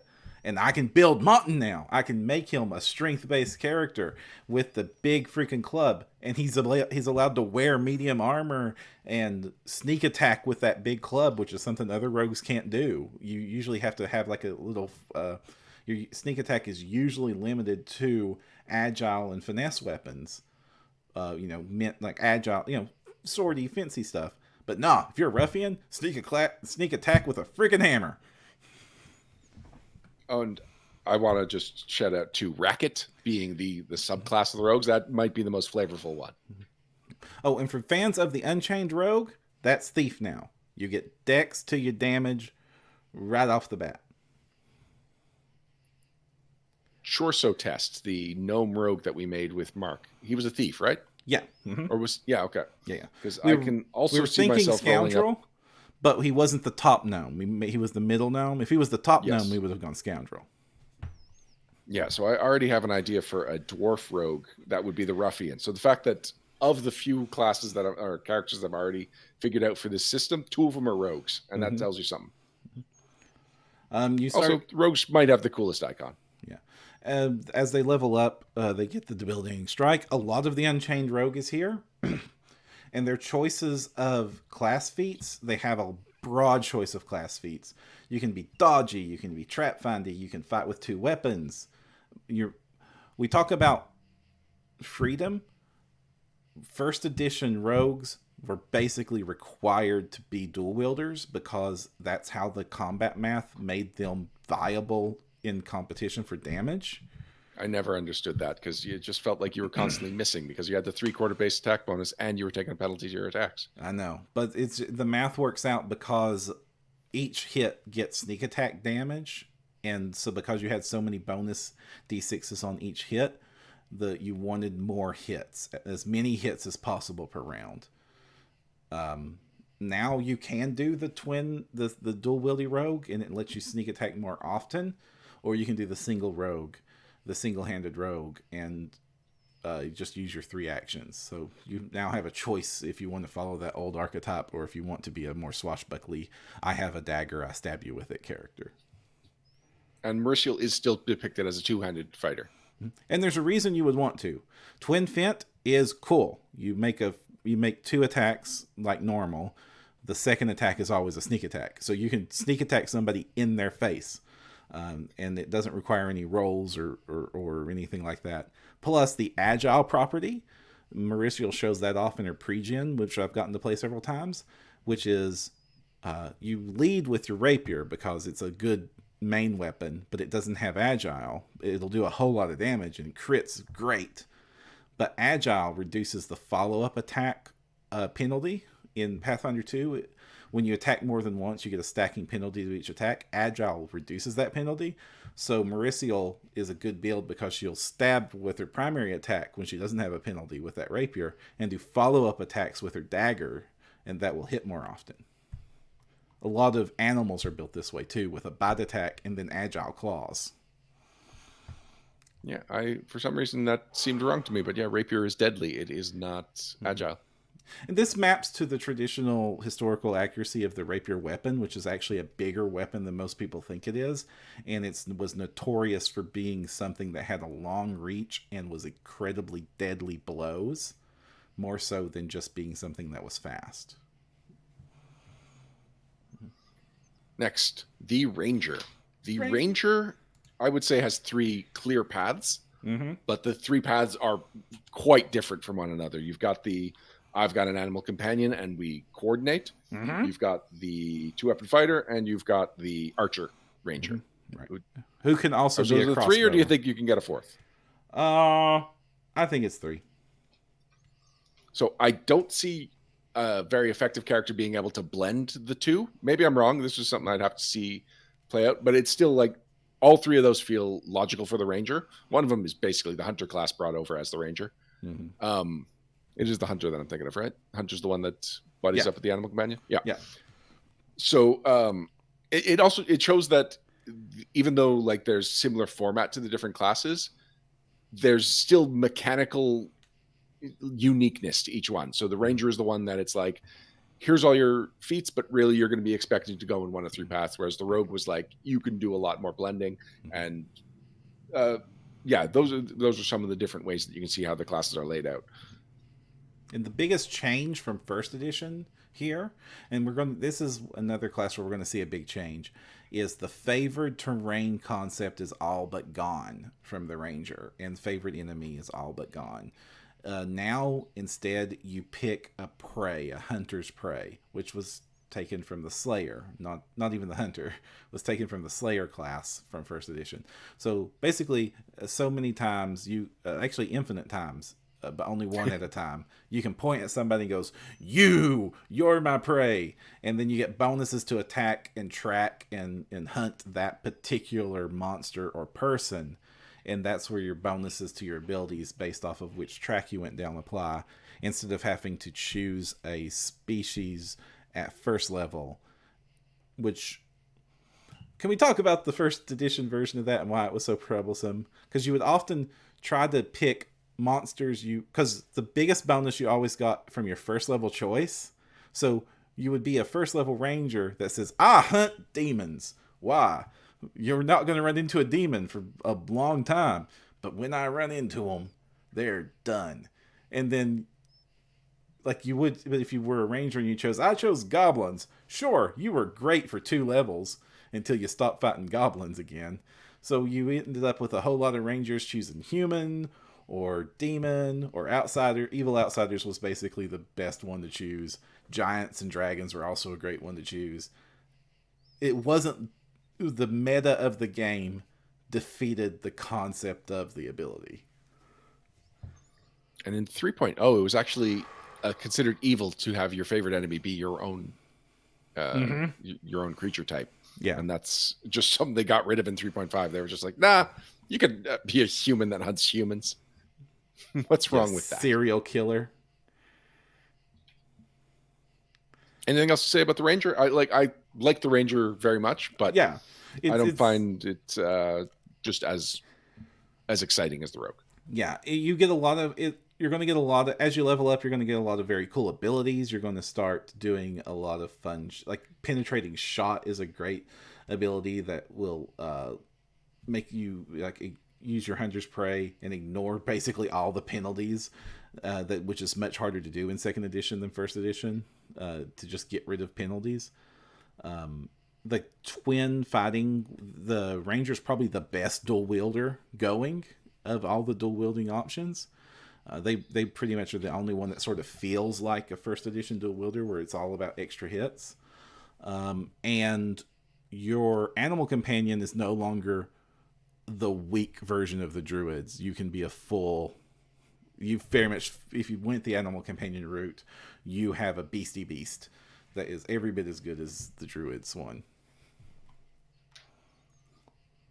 The monk is one of the few classes that doesn't have a subclass. Mm-hmm. Officially, anyway. It does have the most class features, I believe, of any of the classes. Like, those generic class features before you get to the class-specific feats. At one point, actually, in my notes, I've got it written down and then crossed out that all monks are monks of the Master of Many Styles. Mm-hmm. Because most of them, especially lower level, the monk feats are stances. Mm-hmm. And then I did the math and I double checked, and it's like, no, you can actually completely skip over taking any of the stances and just focus on being a key powered monk or just focus on being a weapon monk. Mm-hmm. So there is still a lot of diversity of what you can do with the monk. It just means that there's going to have to be a lot more focus early on. And that is something, one of my broader complaints about a lot of the classes is that even though this was said to be one of the goals they were getting rid of, I feel like you have to know what your later options are going to be to make the best low-level options. You need to, once you choose your class, read the whole thing. You have to know what to expect to a 20th level. Otherwise, you can make some choices early on. And this will probably most specifically apply to the barbarians. Maybe we'll talk about that more when we get there. But I there didn't. there are a lot of classes that I feel like you really need to make your later choices earlier.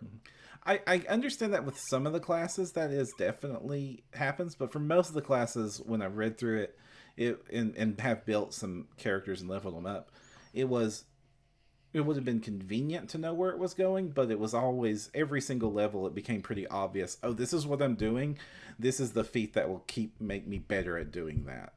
As long as I kept leveling up level by level, it was very hard for me to make a choice I then would later regret at a higher level.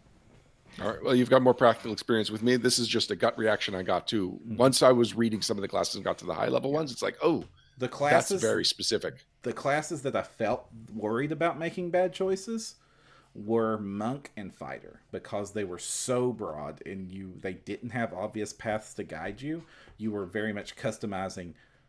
The monk especially feels like a Street Fighter fighting game character where you're choosing your special moves. Like almost every one of the things is either going to be a stance that gives you a special types of attack, or special attacks, whether they be fireballs or special trips or dodges or weird flying across the battlefield and making a bunch of attacks because you've got flying kick.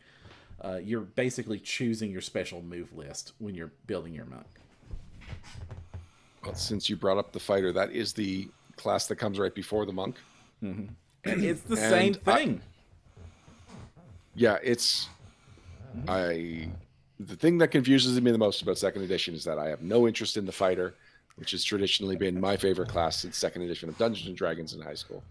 This is not what I want this class to be. I want every single one of these options to be a generic combat feat that any class has access to, and the fighter just has earlier access to it or faster access, more options for it.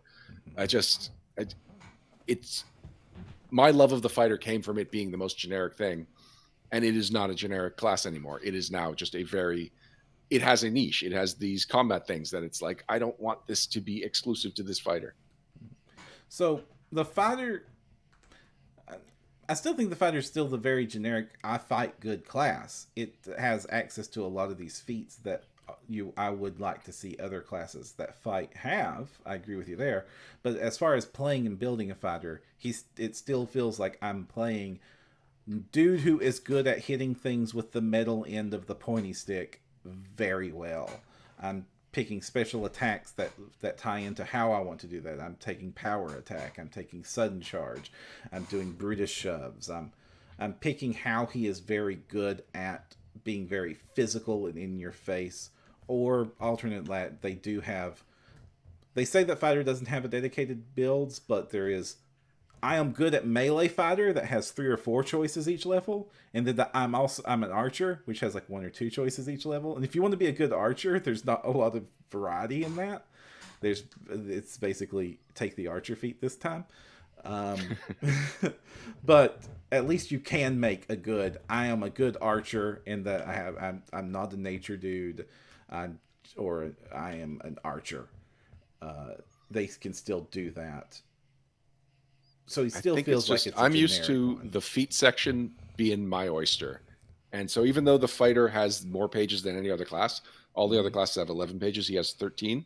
It still feels extremely limited compared to what the fighter used to be. The fighter used to be anything, and now it's just this. It's just these 13 pages. So I guess the fighter is the one that's going to feel the siloing the most. And I think the spider is going to be had nothing that defined it. Like, if the barbarian didn't have rage, it's like, then you got the barbarian wrong. But there's nothing the fighter had to have beyond flexibility for it to still feel like the fighter. And my earlier praise of the game, of how it fixed itself from second edition by making the class feats tie more into the class concept and be less generic, the fighter is where that stops, because the fighter is generic. All of its things is just, I fight better. As I don't fight better because I turned into a giant. I don't fight better because I'm trained in hunting people. That ties into these class course concepts. It's just various ways of making somebody that's good with swords and axes.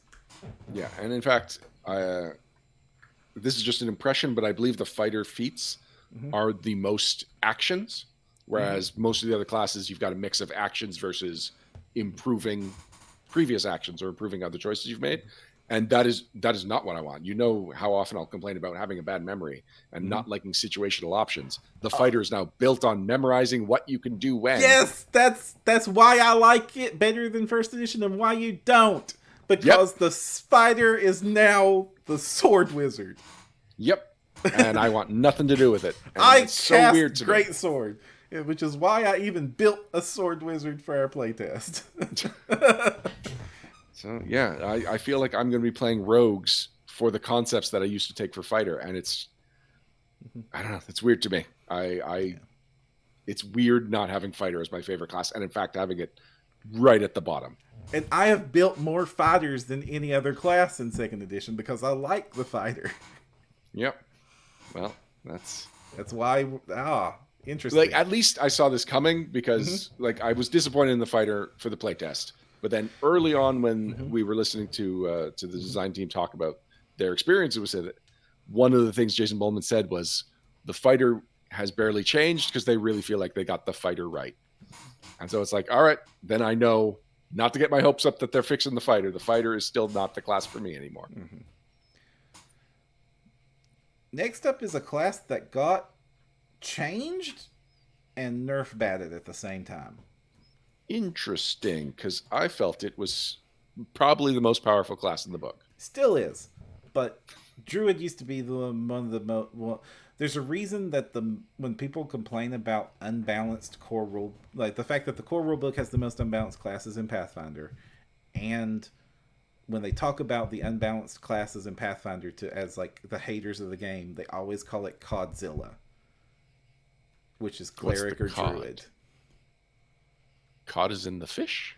Cleric or druid, COD. Oh, okay. Because cleric was basically almost a fighter with wizard spellcasting, and the druid is very good at spellcasting. Also, I have a fighter. Well, they are also both classes that had their entire spell list always. Yeah. So if a new book came out and it added a dozen spells to either of those spell lists, your character suddenly has access to a dozen new spells. And Druid doubly so because Wild Shape allowed them to turn into any animal. So every bestiary that came out, now I've got access to more animals. Right. And the have a fighter part is very true. If you knew what you were doing, especially with access to the splat books, you could build your animal companion to be as good, if not better, than a dedicated martial character and still have access to all of those spells. So how did it get nerfed? So now you gotta choose. You can still do all of that, but you gotta pick which one of those you are. They're still full levels. They're still full 9-level spellcaster. That's never going to change. No matter which druid path you go down, you will still be pretty darn good at spellcasting. And the primal list is actually a very good list. It's the list that has the most terrain changing spells, as well as almost all of the damage spells that used to be like the province of the wizard and sorcerer. Now the primal list has like the fireballs and the lightning bolts and all the fun nukes druids now get. Wait, Arcane doesn't have fireball? They do, but now they have to share it. Okay. Druids used to not get this, and now they do. So they took a lot of the spells that used to be exclusive to wizards and gave them to the primal list. So when you choose your druid, you now choose what druidic order you're going to choose. So like rogues have rackets, druids have an order. The order is the animal order, which is where you get your animal companion. The leaf order, which gets you a Leshy familiar. And basically gives you the healy, naturey magic. The Storm Druid, which is go full blaster caster. You want to bring the lightning, this is the path you choose. And then the Wild one, which lets you be a shape changer right off the bat, which was often the complaint about the Druid, is that they were constantly the best shape changer. Heck, when we reviewed the shape shifter, one of the complaints was Druid is still better at being a shapeshifter than the class dedicated at being a shapeshifter. Well, that's still going to be true, because now if you want to be a great shapeshifter, You pick Druid, you choose Wild, and you are straight up, I'm a melee combatant shapeshifter right off the bat. And you get to do it. But you're not all of those things at once anymore. You still get some spellcasting no matter which direction you chose, but if you want to be good at healing, you got to choose Leaf. If you want to have that animal companion at all, you have to make choices and spend to get it. Because if you didn't go animal, then you will later have to spend your class feats to get it. It is very possible to be the Druid without an animal companion now. I did like the way they did that each of the Druid orders gave you, I believe it gave you a class feat, and then you still got a class feat at first level, or was this one of the classes? Yeah, every class now gets a first level class feat. Except the Druid. Druid gets their first class feat at second level. So you get it because of your order, but you don't get two. You're basically choosing your order, also chooses your feat. Mm-hmm. And then you can choose to get. And then you're allowed to choose a second order at second level, which will let you get that other feat. Are you choosing a second order, or does it just? Oh yeah, no, you have to be a part of the order to get those feats. You have to, and each order has an anathema, which are some of the familiar things. Like one won't let you use metal weapons, one won't let you hurt animals, etc., etc. But now that anathema is tied into which order you are. It's not assumed that all druids have all of this. But beyond that, besides that little bit of a nerf bat, it's still a very effective character.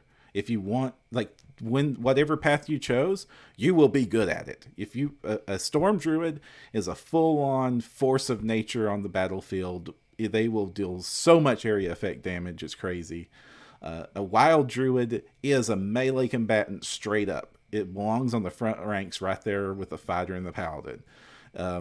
The animal companion druid, you're going to get your rangery on. You're going to pick what you do as the druid in the second path. You can be melee, you can be ranged, but that animal companion is going to be just as good as the ranger's animal companion, and you're going to be spending your abilities making that the best bear that ever bared. I can definitely see myself playing a lot of druids in the future, and those druids being fairly different from each other, even if I just go with the martial bend multiple times. So, and I'm excited about it. I actually like the druid better than the ranger, even as a melee combatant. Yeah. And I like that the druid, even though it is a bit of a nerf that you can't do everything, but now you get to choose what part of the druid you are right away. Whereas before, druid had to wait till mid or high levels to get access to some of their more iconic abilities. But you want to shape change at level 1, go for it. You want to be a nuking caster at level 1, go for it. Whatever your core concept or class fantasy was for the druid, you get to do that right away. Which is something that's going to come up again when we talk about the alchemist, I believe. But for now, we are on to the cleric. The cleric is one of the least changed classes, kind of like the wizard. Even though I did brag on all the changes that were there for wizard, but playing a wizard still feels like playing a wizard, like it always did. You're still going to move and cast one spell, usually on your turn. The cleric is going to do that. They're going to get into melee and maybe cast spells. Except maybe not. Because now with the big choice you make with a cleric now is whether or not you are going to be a cloistered cleric, which does not get armor and weapon proficiencies, and instead gets extra spellcasting ability and extra healing, and is very much a clothy caster. This is basically a white mage, if you're familiar with the Final Fantasy or video game terms. Or you pick War Priest, in which plays like a first edition cleric. Where you do get the armor, you do get right up there in their face, and you do the meleeing and the spellcasting that you're used to. Yeah, I don't really have much to say about the cleric. It does still feel like the cleric, which means it's still not a class I want to play. Yeah. So the big change is that you can now choose to be a pure spellcaster cleric, which means that you get more spellcasting focus. You're basically a cleric wizard. And that's now a choice instead of all clerics being divine warriors, which is what the first edition was. And then, of course, channel energy is now just, you get a whole bunch of maxed out healing castings, which we've talked about before. But basically, the cure line of spells is gone. Blasphemy, I know, which is ironic because I'm talking about the clerics. Now there's just one spell called healing, and it levels up using the heighten mechanic, which is when you prep a spell in a higher slot, it gets stronger. This is what happened over in Starfinder, if we've talked about there. But basically, if I prep heal as a first level spell, it does 1d8 healing. If I prep it as a second level spell, it does 2d8 healing. And actually, heal is extra fun because it scales with the number of actions it takes to cast. We haven't talked about the action system yet, but in Pathfinder, you get 3 actions on your turn. So if you spend 3 actions to cast the healing spell, it's a big burst. If you spend 1 action, it's just a tap on the shoulder. And if you spend 2 actions, it's a ranged healing that actually does more healing than any of the others. It's a good example of how they've changed the spellcasting system to sort of wrap a whole bunch of spells into just one spell block. How about that champion? Oh boy, man! We're going from one of the least changed classes to one of the most changed classes. In the fact, so much changed, they changed the name. Champion, you might have formerly known them as Paladin. Whereas the champion is no longer restricted to being a lawful good warrior of a god or goddess. They are now a lawful good, neutral good, or chaotic good warrior of a god or goddess. Which, it's called choosing your cause, and the paladin name has still remained because the paladin is the lawful good version of the champion. The redeemer is the neutral good version, and the liberator is the chaotic good version. I still am partial to how 3.5 divided up the paladins by having it can be any alignment that doesn't include neutral. Because to me, it seems like to be a paladin, you have to be absolutely devout to something. And so the idea that you can be chaotic good, chaotic evil, lawful evil, that made more sense to me.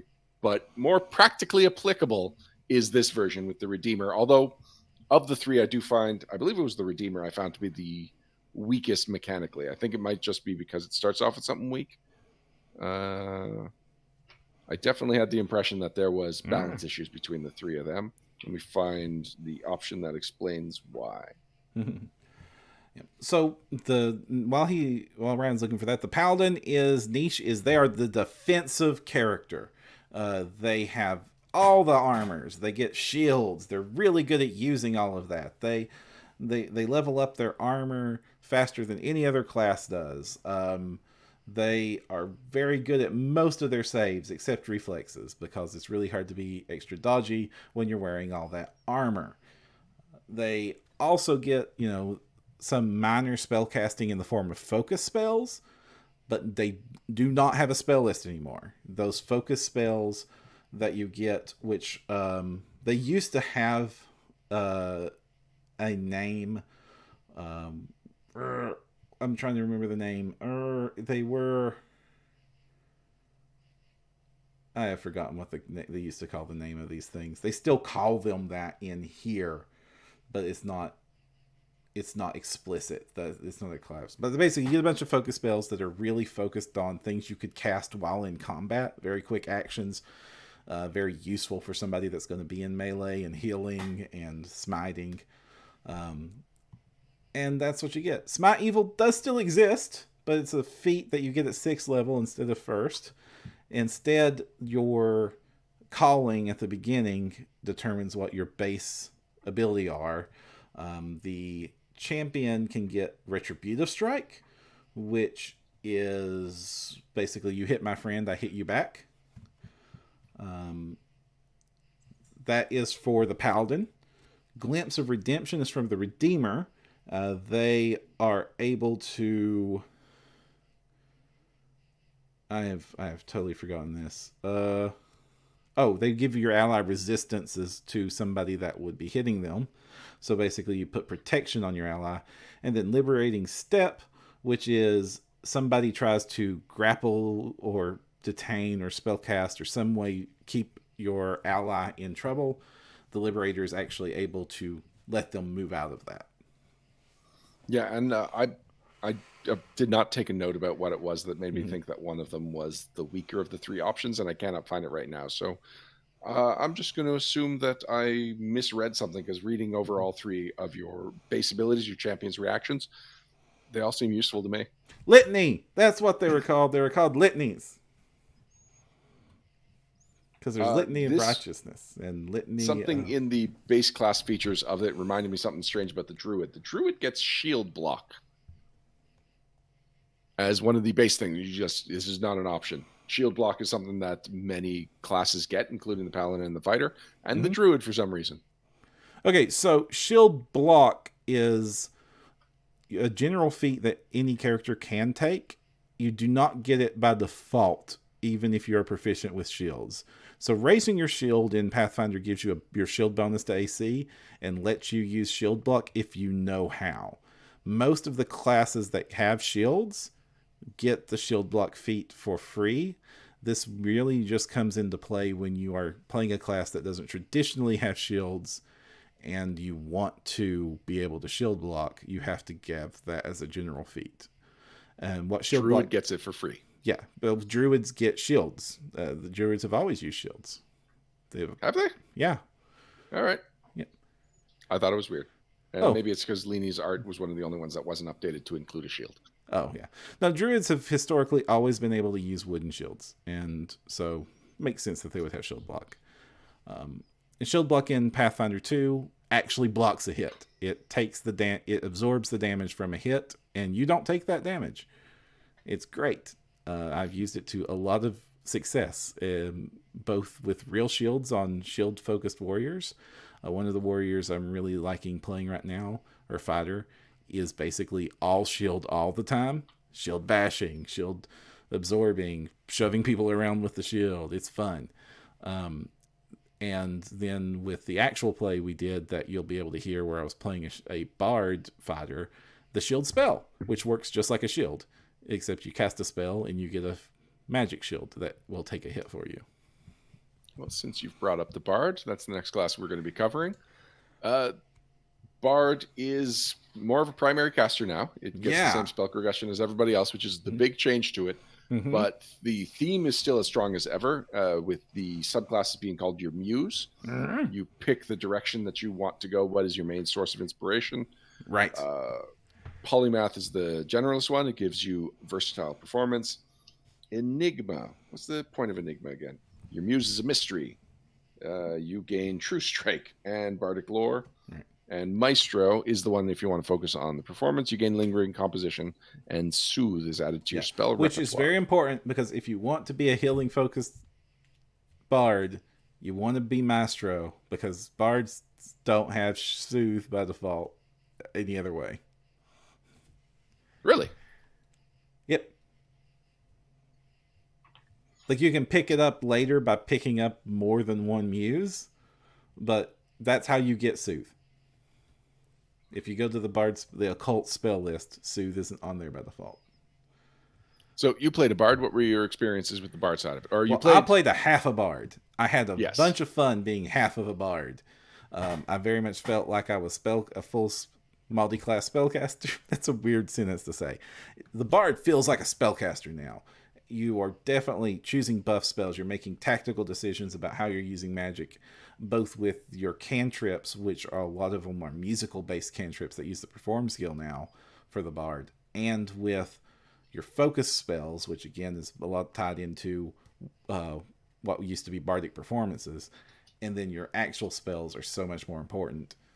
I very much enjoyed it, but I enjoyed it through the lens of a character that was dipping into bard to get some spell casting. I felt it was a great additive to my fighter. And then I saw Luis, who was playing a bard. He was playing just a straight up spellcaster bard that was very much like, I am in the battle, inspiring and doing magical stuff. I'm not swashbuckling. I have not put together many fighter first bards, as in bard the class and be good at fighting. I'm curious to see if that aspect of the character is still good, because in Pathfinder 1, the bard is the basic switch hitter. It does all the things. It does the skills. It does the fighting. It does the magic. None of them great. Now that very much is not the case. They're still good at the skills and good at the magic. Jury's out on the fighting. Yeah, I am curious what a Xavier for second edition would look like. I know what ancestry feats I would take as an elf to keep him as an archer. And the bard was always supposed to be the other thing he's doing in the back row, and the magic is his backup thing. Whereas I feel like this would swap, that I wouldn't be inspiring as often, and I would mostly be casting spells. Now, you can very much rely on buffs. Because the occult list has a lot of buff spells. You could be casting a whole bunch of spells to be supportive instead of spells to attack, whereas Luis was playing a very attack-focused bard. So that's still an option. If you want to be like the ultimate support character, bard can do it. They can main heal. They can main support. But yeah, you're not going to be a switch hitter. It is definitely, I'm a second rank character. And I don't mean second class character. I mean, put somebody in front of me that the monster will hit first. Next up, we have the Barbarian, which is technically the first class that I rolled up a character for, because that is what Carkercast was. And this is the class that really struck me as like, oh, if you don't plan ahead, you can kind of get trapped. And the reason I was thinking that is that early on, you get to choose your instinct. Right. Your instinct is either Fury, which is just straight up, you really focus on your rage. Giant, which is when you are training with oversized weapons like Amiri does. Spirit, you're tapping into a spirit animal. Oh, why did I think there was a fourth? Dragon. Oh, and Dragon. There we go. Dragon's the first one. So you make that choice, and then when you get to 8th level, there is it 8th level? Anyway, you get to a certain level, and the new feats that are added are built on the instinct that you chose, and 3 of the 4 add a supernatural element. They add effectively wild shape, dragon's breath, or turning into a giant, like enlarged person. And if you got into the Barbarian with no intent to make a supernatural character, when you get to that level, which just to find the options, what was the level? That 6th level, sorry. So it's animal skin, dragon's rage breath, or giant stature. It feels like suddenly your options are very limited, that if you do not take this supernatural thing added to a class that it's the Barbarian, it's never traditionally been a supernatural class, then suddenly you are kind of blocked out of a lot of the more powerful options later on. Yeah, so I guess, yeah, I see it there. I guess why I didn't think about that as a negative, it was that when I was building my example Barbarians to learn this class, it was always like, well, I picked this totem, so obviously I wanted to do the Dragon's Breathy thing, so I'm going to choose Dragon's Breath. I just didn't see a lot of, why would I choose the dragon or the giant Barbarian? Well, because giant is just about carrying bigger things than you.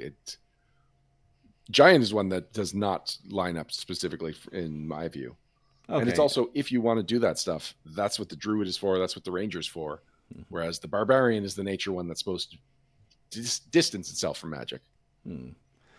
I do get how that would be. Yeah, the giant is the one where I agree with you on this one. With the dragon one, I'm like, oh, of course you want to be. Yeah, all right. Yeah, but the giant one, yeah. But I guess also the giant is the one where you're not giving up that much if you do decide you want to go cleave or attack of opportunity or brutal bully instead. You're just choosing to not get bigger. If you hit that point and I just want to use big weapons, there's still very powerful 6th level abilities that you can choose that doesn't turn you into a literal giant. Now, how does that happen when you get bigger? Like, do you have any more giant? I wasn't really noticing this because I was just taking them. Right. Yeah, Titan stature makes you grow bigger than bigger, but you can still get pounce and other really powerful abilities at that level. You can. My concern is how well are the other options balanced, assuming you don't take any of these major transformation ones. I would have to do a lot of comparison builds to see there. Like this is where Carop is going to be. We have gotten advanced copies of this game. I have spent a lot of time playing, building, testing this game, but some of these answers are only going to become answered once the fans start building 100 characters and testing their damage per rounds and finding the most optimal builds. But the hidden compliment there is that there is room for carops, for character optimization in second edition. Like that was a concern with the playtest, that it's like, oh no, they've denied us of choice. They've denied, everything is so balanced that nothing matters. Right. That is definitely gone from the second edition core rulebook. They managed to also, I'm going to put this on screen. They made Amiri angrier. She is so angry. Real snarl on there. Yeah. And that brings us to the last class, the alchemist. This is a class that underwent a lot of revisions in the playtest. In fact, I believe it's the class that went through the most revisions. Mm-hmm. Yeah, the very first one, though.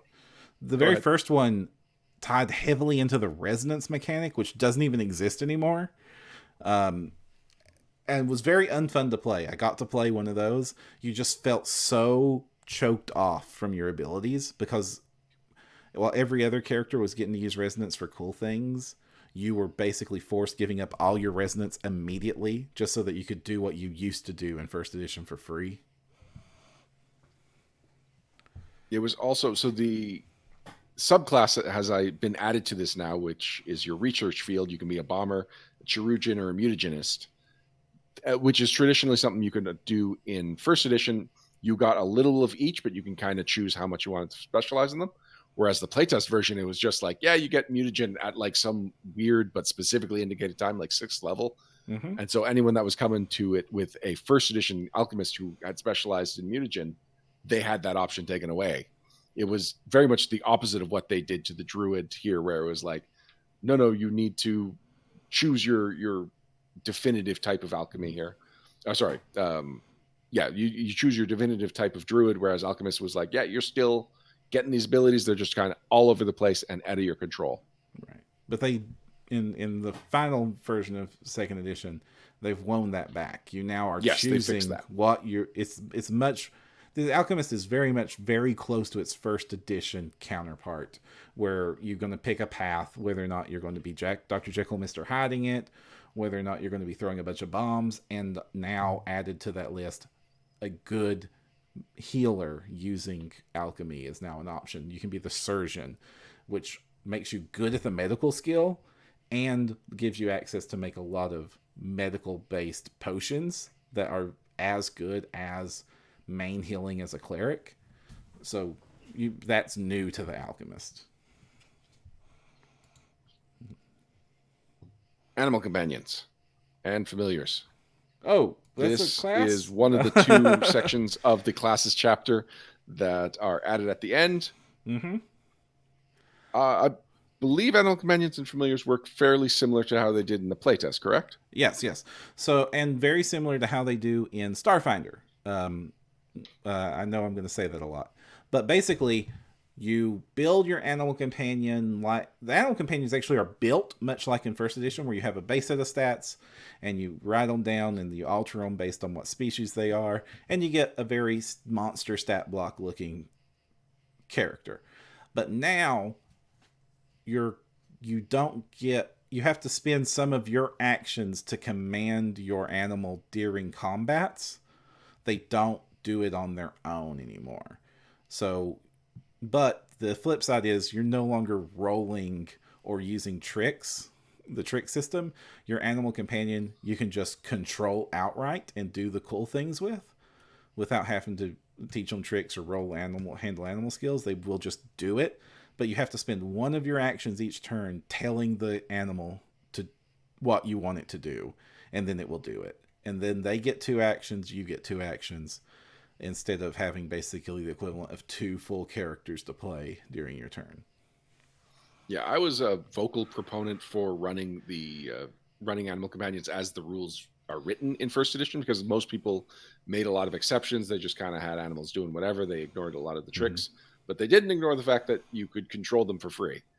Whereas this version seems a lot more in line with how people instinctively wanted to run them, Mm-hmm. and then saying like, okay, so if you're going to ignore all the things that actually balance them out, then we're going to take away the free, make it an action to use it, and then you get to use them, and it's fine. It works perfectly well. It's logical. Everything lines up. I have no issues with this. The same I is even for, like it. the same is for familiars. They're going to be weaker by default in combat than animal companions, though I did mention that the spellcasters have the option, if they want to make super buff familiars, which to be combat capable. And this also holds true with the summoning spells. When you're summoning monsters, they behave under these same rules. So you have to spend an action to command your summon monster instead of just it getting free actions. Then finally, we have archetypes. And if you were familiar with the archetypes chapter or the section of the playtest, don't expect that. They went a very different direction of just having archetypes being the multi-classing option. No. The pirate and the cavalier and the other ones that were generic, like add-ons to your class, are just not here. Yeah. Now, we have been told that is because of page spacing, that concept is still something that will exist. Is like Lost Omens World Guide has 10 archetypes that are more along those lines than these. But from the core rulebook on, the only archetypes you're going to get are the multi-classing archetypes, which don't behave like the normal archetypes we're told to expect. And my biggest concern with Pathfinder 2 and the limitation of builds and like classes determining all of your combat feats and basically what you would do in combat, the multi-classing archetypes are what eased that worry from me. And ultimately, the possibility space that these open up that was not possible in first edition make me think that this might be the superior choice there. So when you multi-class, when you want to multi-class, say I'm a fighter or I'm a druid and I want to get abilities from another class because my character concept is more complex than just pure druid. Like, let's go back to let's actually talk about what the choices I made for the character, my multi-class character in the actual play. I wanted to play a character that was originally a Magus build, Darius Chainbreaker. He used a big two-handed sword and very light armor and rushed into combat and only really used magic to make himself hit things harder with his sword. So I wanted to emulate that. So I knew right away that I wanted to play a melee-focused character, and I considered my options and decided to go with fighter because I didn't want to do ragey stuff. I didn't want to be tied to a paladin. Paladin almost won out because Redeemer sounded real close to that whole like Andoran anti-slavery build concept that I wanted to do. But I just went fighter. I got my power attack. I went human. I got my big freaking sword. And then I decided to multi-class. And I considered what would have been very difficult to do in first edition when multi-classing into a spellcaster. Because without some sort of other mechanic, like a special prestige class or a special set of feats, multi-classing spellcasters and anything else is considered a terrible idea. It is suboptimal to the extremes. But in this new concept, I just go at second level, I want bard stuff. So I took Dedication Bard, which in this game, hit the button, Dedication Bard, which gives me like all kinds of bard skills. I got performance and I got the occultist skill because that's the bards cast occult spells now. And so that's a little weird, but hey, we're going to roll with it. I got to pick a muse, so I went with, I forget which muse I went because ultimately I didn't use the ability that it would grant me. I think I chose the Maestro, but I didn't choose any of the follow-up abilities that would have granted me any of those powers. And then it let me pick a set of cantrips, so I took the shield cantrip, which let me cast shield, which was very Magus-y. I was able to just like go right into combat with my two-handed weapon out and then put magic shields on myself to defend myself, which is something a fighter can't do by themselves normally. And then I also took Telekinetic Strike, which basically let me have a ranged nuke that was pretty darn powerful. I think I killed a hobgoblin with a shovel with it. Oh, yeah, you did. Yep. And that was fun. And because I was focus multi-class, I made a fighter with 18 charisma, which you're not supposed to do. But instead of making him all superfluous like musicy bard, I just made him real good at intimidating, because that's a good use for charisma. And then I used some bard abilities and some skill feats to just let him do his smoldering glare, and he was able to just scare people in the middle of combat, and then try to do rousing speeches that were really dumb speeches, but at least said from the heart, because in order to get that 18 charisma, I had to dump wisdom and intelligence using the new rule where you get to dump stats. And so I actually got to play a stupid character who means real darn well, and for some inexplicable reason has magic, even though it makes no sense. And it was a fun Force character her personality. to play. And there was just no way this character could have been built easily with just a core rulebook in Pathfinder. This opens up a lot of options like that, because in the future I can take bard feats, I can get more bard spells, I can grab some of those performance abilities and add them to my character. It basically opens up my feat pool to the both of the classes' feat list, even though I have to pick at lower level from the bard list than my fighter list. This same character could have been built in the exact opposite direction, where I went bard first and then picked up fighter to get good at swords and stuff. I wouldn't have been quite as tanky, but I did build both versions of these characters, and they were both very playable. I mean, how do you think how playable was Fighter Bard? Honestly, that one build really completely validated that chapter. It completely squashed any of my worries. I was worried that the characters would be like my character is like a vanity that I apply on top of a class that is my choices are very much set in place, and I have very limited options. What you did with your character in our game just showed just the immense flexibility that is hidden in what comes off as a bit of a rigid system as far as character creation. Right. Yeah, and I felt like I was making choices based off of the character I wanted to play, and then ending up with a good character at the end of the road. I was making choices, but what made sense for this character's personality and idea, I was not intentionally choosing combat effective choices. But the system is balanced in a way that even though I was making, and this showed up when we were making the multi-gnome last week, where even though I was making flavorful choices, that's where the balance underpinning of the system comes in and helps it. Is I ended up with a very playable character at the end of it, even though I was ignoring being playable the whole way through. And you didn't feel like a fighter who did some bard stuff. You felt like a magus. You felt like this is a single class concept, fully executed as though it had been designed to do that by the designers, not just by you. Right.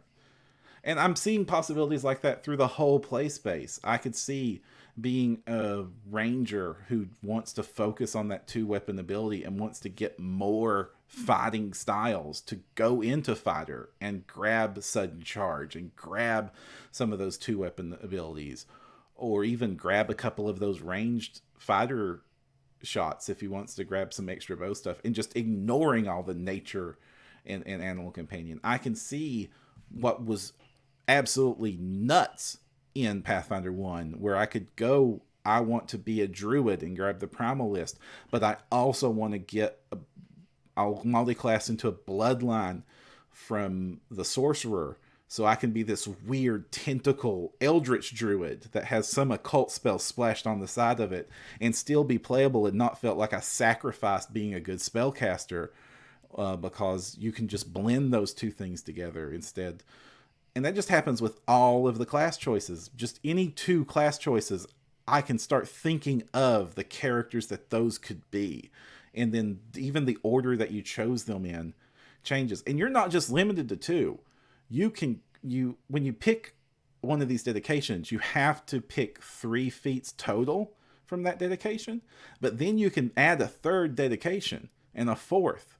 So you could be a bard druid champion if you wanted to. If you wanted to expand those builds, you're going to start getting feat starved eventually, but you have a lot of freedom here. So basically, you do have the silos still exist, but you get to choose when and how much you break those walls down.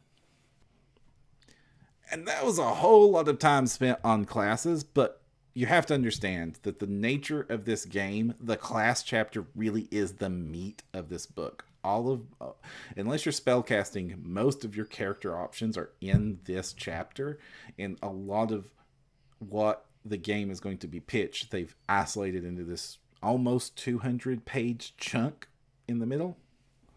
Well, also, everything we've covered up to now represents the majority of my objections to the playtest version. Mm-hmm. Yeah. I was concerned about being limited by the classes and the siloing, and then concerned with Ancestries not being flexible enough. Mm-hmm. All of that has been addressed. Yeah. More, I would say, successfully. Yeah. I have less issues out of what happened in second edition's versions of these classes than complaints I've had about third edition's versions of these classes. So I'm in a happier place because it feels like they're delivering more on the fantasy of playing these classes and less on the tradition of the game that we've had to uphold since Gary Gygax's White Box.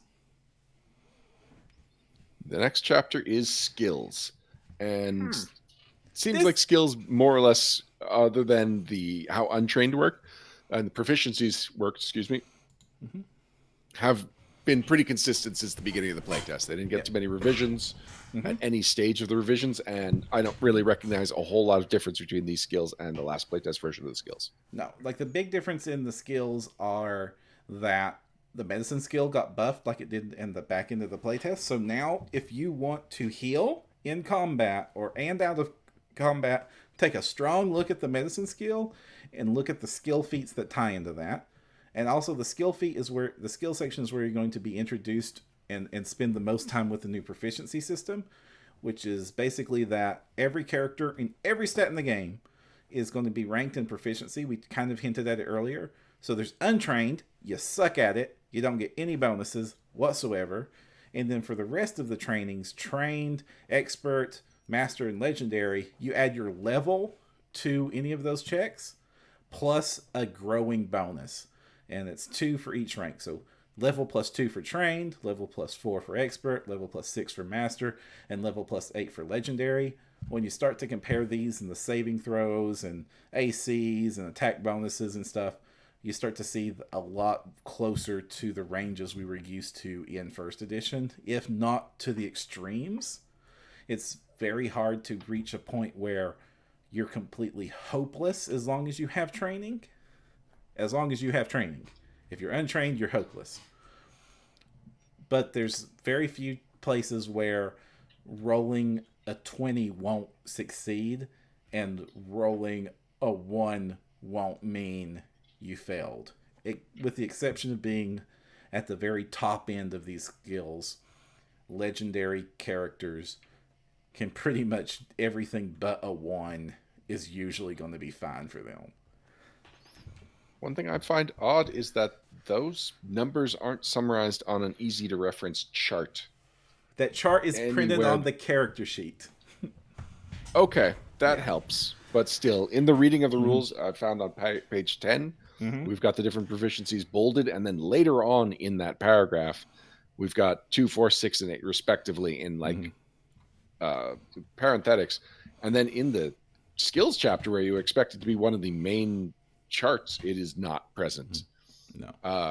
I am having trouble remembering what the bonuses are for I've got the order down. The order makes sense. And there is a pattern that I should be able to remember, but I'm still having trouble. It's not committed to memory yet. Right. So the skills are what you will expect skills to do, but do read this chapter at least once, even if you're very familiar with first edition or the playtest, because you're going to notice that these keywords that you've been seeing, they mean a whole lot more here. For instance, some skills will let you do special attacks, like the athletic skill especially, and they count as attacks. And also, all of these skills will tell you how many different actions various activities have. So you're at least going to want to become familiar with the skills you use most often, how many actions they are going to do, and whether or not they count as attacks, because attacks use the attack penalty if you use more than one in a round. And I know that I've seen players that have been playtesting this have problems recognizing that, oh, because I bull rushed, that means that my follow-up strike is at a -5. Yeah. Where is that specifically called out? It's because they have the action attack has the trait. attack. Okay. Yeah. It's all in the combat chapter. It says all actions that have the attack trait count as the multi-attack penalty. So yeah. Now I know. I believe Andrew Mullins in our chat, in our Discord chat, had asked us how the combat maneuvers work and how that compares to previously. Or no, he was asking about the tricky parts. One of his examples was grapple. So grapple is a skill check now, and it applies conditions. It's very simply summarized. I haven't seen grapple in action yet. I don't think it's going to be as robust of an option as it used to be. Whereas most of the other combat maneuvers, disarm, trip, they all work very similarly as far as the results, but now they're all skill checks instead of CMB, CMD. Right. Yeah. So grappled now, like I said, it puts one of the grappled conditions. Restrained is the best one. Grappled is the lesser version, which kind of restricts what they can do, where they can move. But it always ends at the end of your turn. At the end of when your turn starts up again, the grapple ends, and you have to grapple at the end of your next turn. Right. So at the end of your next turn, the grapple will end. So if you want to keep it going, you have to keep grappling. And your opponent has the opportunity to escape on their turn. Right. And if you move away from them, then it automatically breaks the grapple. Sounds like we're making a lot of clauses, which is one of grapple's notorious things. But okay. I can guarantee we don't need a flow chart. There's no flow chart. I didn't have to break out a graphing calculator for this thing.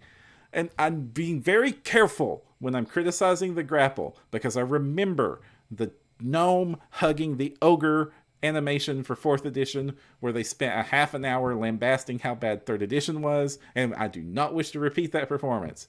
But all of the combat maneuvers are very simple attacks that throw a status condition on the character and usually are short-lasted. It's just as easy to learn these as it is to learn power attack. Would you say that the skills section otherwise is mostly what you see is what you get?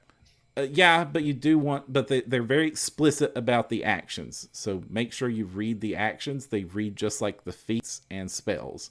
So do at least study what actions you can do with the skills, but they do what you expect them to do. The other big one to pay attention to is the medicine skill, which is new, which is basically the old heal skill. It is now much more important, actually heals hit points, actually gets rid of status conditions, and a character who gets a bunch of the medicine skill feats and invests in the medicine skill to keep it leveled up can be the main healer of a party. The next chapter we have is feats, which normally is where I spend the most amount of time in a book. Now, these are super useful, but they are super useful in building up what your character can do with their skills for the most part. General feats, looks like about 20 of them, whereas general skill feats, there's 5 pages of them. 5 pages of a chart. Yeah, sorry, 3 pages of a chart. Yeah. And the general skill feats, whenever you get a general feat, which you only get like 5 through the course of your character, you can also just take a skill feat instead, because skill feats are a subset of general feats. So that's a very important thing to realize that you might miss through a read through, because it's actually very conceivable that you will have early on gotten all the general feats you're interested in, and then you'll hit another general feat and you'll be like, what do I do with this? And the answer is take a skill feat you like. This is also a section you're going to be referencing a lot when you are looking through the backgrounds, because every single background refers to a feat that is not even summarized in the background section. Yeah, it's like, go here and read it. The general feats are mostly getting proficiencies you don't have. So if you want to wear armor and your class doesn't give you armor, or you want to use a weapon and your class doesn't give it to you, you'll take a general feat to get it. This is also where you'll get shield block, as well as a few hit point and survival based stuff like die hard, fast recovery. And this improved initiative is now called Incredible Initiative, and it's here now. Next chapter is the equipment chapter. Oh, wait. Back to the skill feats. Yes. I just want to say it's incredibly important to pay attention to your skill feats and to use them well. Your character will get good at in-combat stuff. Your character will get good out-of-combat stuff. A lot of what will make your character customized and doing great things that other characters can't do, even if they have those same skills, will be because you made skill feat choices. Like having medicine and then taking the combat medic skill feat means that in the middle of combat, you're as good as casting heal on somebody. Having the intimidate feat and taking intimidating glare makes intimidating from something you do in social encounters to a combat buff you can use on the field repeatedly. And this is true with almost all of these feats. They all have a lot of choices. Each skill has usually 6 or 7 or 8, some of them even more than that, options, and they're very important character defining abilities. Spend time here. Oh, also Take 10's gone. It didn't come back. It only came back in the form of an assurance, which is a feat you have to take as a skill feat. Every skill can take it. And then it's not as bad as it was in the playtest. It's basically you get your proficiency bonus plus 10, and then it gets a little bit better as you go up in level. But you have to invest a feat in order to be able to take 10 in a skill. I know you missed it, Param. The argument I've heard is that if the skill DC is low enough, just have them automatically pass it, which I don't care for. I like having people roll for DC 5 skill checks. Just if you're facing a challenge, I like the idea that you're making the roll, even if it's super passable, just because that's the drama of the game. That's how things unfold in my head. I've listened and had Mark Softer explain this to me about how the math makes it not really work if it was the old Take 10 system, because actually in the new math system, taking 10 means that you would never fail a lot of checks. Instead of, basically, if you could take 10, it trivializes the new version of the balanced math, whereas the now slightly worse than Take 10 will trivialize stuff that you're over leveled. So anything under your level is pretty much going to succeed.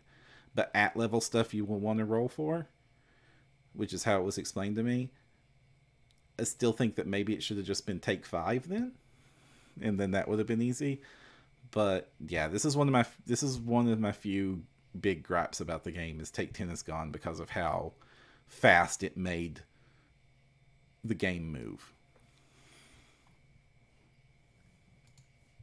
We'll see. We'll see if it's the kind of thing that we eventually feel the need for, or if it's something we can adapt to. Equipment. Yep. Big change in equipment. You're poor now. They have changed the gold piece standard to a silver piece standard. For first edition players, all this really means is knock a 0 off the end of every price tag you're used to, and you'll be right in the same ballpark. I never understood this because, especially with the idea that the game is supposed to be catering towards new players more, everyone thinks of the gold piece as the standard. No matter what video game you're playing, no matter what your level of experience is, you come at it with the idea of the gold coin is just money. Mm-hmm. Yeah, I don't get it either.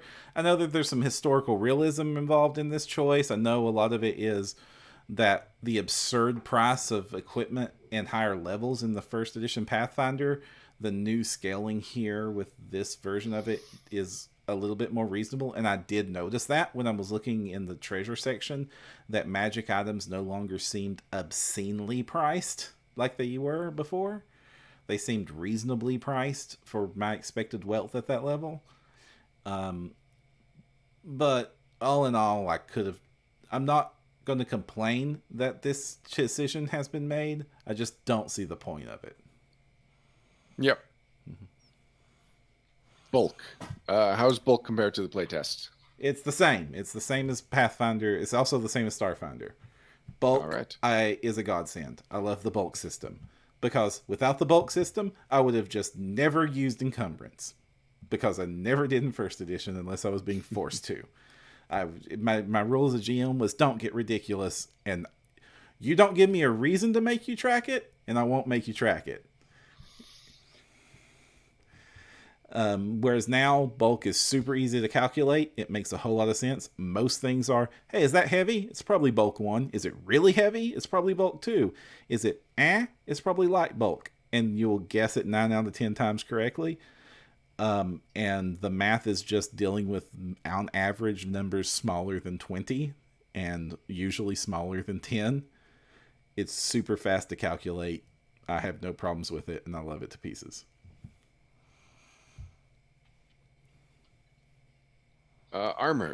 Armor selection has been trimmed down slightly, and every single suit of armor now feels more significantly different than it did in first edition. First edition, there was a lot of overlap in armor, and ultimately it just felt like most armor never got chosen. There was the clear best ones, and everyone picked just the best in class. It basically was just a formula you ran on how high is my dex check, there's a perfect armor for me. And now you do have some, you're right, you have some choices. And some armor traits have showed up. One, like for instance, wearing full plate now has the bulwark trait, which means that you're covered up so good that you're going to get a bonus to saves against splash damage because there's just no cracks. Makes sense. Yeah. Throwing an acid bomb at Iron Man versus throwing it at Hawkeye. Exactly. Also, there's armor specialization effects, which some classes unlock as they level up, which basically, as long as you're wearing this particular type of armor, you're going to get a bonus on the class because you're good at using it. For instance, the leather armor, the thick second skin of armor defense blunt force to reduce bludgeoning damage. You gain resistance to bludgeoning equal to 1 plus the value of the armor's potency rune for medium armor, or 2 plus the value of the armor's potency runes for heavy armor. So you can wear really good leather armor and it just starts soaking blunt damage. And then we've got our weapons. Weapons are much more differentiated by their traits now. And I like that very much. I like the idea that you are going to be picking through your weapons not because of, you know, the magical effect that you have on them, not because of the cool material that they're made of, but because of what their purpose is. And like the probably the most popular one is the agile weapon, and it being used as the offhand weapon so that you can support your first attack with some secondary attacks, which is completely the purpose of an offhand weapon. And deadly, I know, is quite popular. There's a lot of traits, and I feel like I'm still getting used to a lot of them. But the ones that once I've used them a couple of times, I get it and I know how to go forward with it. Yeah, I like backswing, which gives you bonuses to your attack if it's the second or third attack, because you just keep that swing going and it's building momentum. That's a fun one for clubs. And then a lot of the axes have the sweep option so that you get bonuses when you're attacking more than one character at the time. Next chapter is spells, which we've talked quite a lot about when we were going over the spellcasting classes. Is there anything about the spell chapter that you feel still needs to be brought up? The big important thing to know about spells is how spellcasting has changed. Besides the fact that we talked about the traditions, it is the heightening. You need to pay attention to the heightening and the critical effects of these spells. A lot of spells that used to be I win buttons, like sleep or hold person and stuff, now will do progressively bad things related to them, but will only get their full I win button power if the target critically fails their saves. So just pay attention. The balance of the spells have changed. Summons are now like having temporary animal companions. The nukes deal more damage overall on average than they did in first edition. It's now completely viable to be a nukey caster.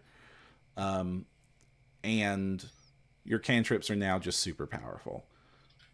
The other thing, there's a lot more overlap in the spell list, even though there's 4 specific spell lists. Most of the time, any of the 4 spell lists will have some options, with very few exceptions. Like Arcane obviously won't have healing magic, and Divine has very few damage spells, but there's a lot more overlap with the other 2 forms. So that's about it. All I want to say. Some of the high level spells just get at, like we talk about some of the nerfs happening to magic. That's mostly the low level spells. By the time you start getting your higher level spell slots, you're throwing down god abilities. You're summoning meteors. You're opening planes to other things. You're turning yourself into a freaking T-Rex and taking dragons on. It's great. Next up, we've got Chapter 8, The Age of Lost Omens. This is a chapter both of us, at one time when it was announced, did not feel belonged in this book. How does its the delivery compare to your expectations? This is exactly what I expected to see when I found out this was what the chapter is going to be. It is a very, very brief top-level overview of the Galarian campaign setting. It serves that purpose fairly well. You will get a good idea about what the campaign setting is like as a tourist level by reading through this. The map helps. It's a nice map.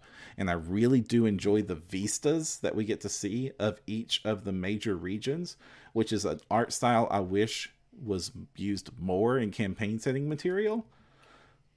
Overall, as somebody who knows that I'm going to buy a book that is going to make these 12 pages pointless, I won't appreciate these pages here, and I'm a fan of this campaign setting. I know that somebody who doesn't care about this campaign setting probably thinks even less of these 12 pages. It's closer to 30 pages. Oh, crap. Oh yeah. I guess the cultures are actually appreciated because it helps show different ethnicities and how you don't have to be the same what you always thought of. And the creatures area is a good way to help sell that Pathfinder flavor that they did on these creatures, like how goblins are Pathfinder goblins and why the aboleths are so much more important now. So and the religion chapter is something that if it wasn't here, it would be elsewhere in the book. So at least these are a few pages that it's necessary for several of the classes and for a lot of the flavor. Right. But I guess the ones that I'm really saying, like, that I would have preferred not having here are the region, those 12 pages that are the regions. I understand why they're here. I don't hate that they're here, but I think that if you're a big fan of Galarian, you're going to get Lost Omens the Lost Omens World Guide, and then these 12 pages won't matter, just as in those pages exist in the Starfinder core rulebook. The moment we bought the Pact Worlds book, those pages were worthless. And that's going to happen here again too. But it's a good intro to the campaign setting. So if you don't buy those books and you do still care about it, at least you're going to have an idea of what we're talking about. I don't hate that it's here either. I dislike it. I think it's definitely not in the right place. I think playing the game and game mastering should have come before. And here's the world. So you think this should have been like right before the appendix? Yeah, it basically should have been the most flavorful appendix. I'll buy that. Like, I want playing the game is like. So here's a fun thing. We talked about all the hundreds of pages of this rulebook. We're getting into playing the game and then game mastering. That's 27 pages. That's technically all the rules of Pathfinder 2. Like, and all the other stuff are 442. Options. Yeah. Probably should have been earlier. But if you just want to know the rules of the game, and then this is the only pages you need. Everything else, if you read these pages and understand them, the rest is the Seer's catalog of fantasy adventuring. It's just the options of what you'll do. But these 27 pages right here define the game. There's a couple of pages that I do want to call out, because most of the content in here, we've summed up as it's come up naturally in the earlier chapters. Actually, you've done most of the summing up. And that's actually good. That shows the strength of how it's presented and written earlier, because you would think like playing the game should be first, right? But no, as these things have come up naturally, they get explained naturally. I will also point out, yep, in the nod towards tradition, they're still having terrible things happen to Lim. Well, speaking of terrible things, I was trying to just skip ahead to the different modes of play, but the death and dying rules, I never liked them in any iteration from the playtest, and I still don't like them. They feel overly complicated and just so weirdly written, where you get dying one. It's not like slowed one where it's like, okay, you're losing one action, so I get that. The terminology, the whole thing just doesn't feel right. It feels like as soon as you start dying, you're playing this weird logistics mini game that nobody wants to win or lose. I think it is a little bit difficult to learn, and I've tried to explain this to people before, especially our Pathfinder Society group, when they're asking about, well, you had an interview, what's it like? And like, okay, so from PaizoCon, this is how death and dying works. And they glaze over as I try to explain this to them. And I try to tell them, no, it's really simple actually, but it's really hard to explain. In play, I see why they did it, and I actually feel the sense of stress and danger that this version of the death and dying rules imparts, which is basically like you're allowed to go down once and you're not in too much of a worry. Even a critical hit, if it knocks you down, most characters do not need to worry about the first time they go to 0 hit points. But every time you go to 0 hit points, it's more and more stressful. And so you want to pull out. You want to get somewhere safe. That respite where you're going to get to rest and heal and get medical treatment now matters. Being wounded in combat is a thing that can now be simulated in the game. Just because you have full hit points doesn't mean you're not still hurt. There is now actually a simulation of being wounded in the game that is meaningful again, and it will help tell better stories. I just wish we could have accomplished all of that in a more elegant manner. And actually, speaking of telling stories, I miss Staggered. Staggered was a great, when you at exactly 0, I wish it was still in the system so that you have lost all your hit points. Instead of being knocked out immediately, you now have a choice of like, you could withdraw with some amount of safety and possibly get treated immediately, or you could do the heroic thing of fight on, or you can have one, the dying words before you get knocked unconscious. Like, there was so much storytelling and tactical potential in having Staggered in a system where as soon as you hit 0, you don't go into negative. So you were guaranteed to be staggered. And it's just gone. It just goes from conscious to unconscious. So I get you there, Staggered, but in first edition, you had to hit exactly 0 before that happened. This was the chance for Staggered to shine, because it so rarely happened in first edition. Yeah. Okay, I get you. This would have been a cool way to explore that. Hopefully some future version of Pathfinder even more Unchained will give us some options to play with that. I totally agree with you there on that one. But in play, once you learn it, it actually does go real fast. But learning it is a little bit of an effort. Towards the end of the playing the game chapter, you start getting into the modes. The encounter mode is what we've been talking about this whole time, of the different actions, combat. There are some nice basic actions then that everyone can take that aren't related to your class or your tactics. They are related to your tactics. Most of the stuff that was in the playtest, like crawling, delay, dropping prone, stride, strike. I have a bit of a rant about strike. I don't know if now's the best time or later. I'm going to do it now. Yeah, this is the only time we're going to talk about it.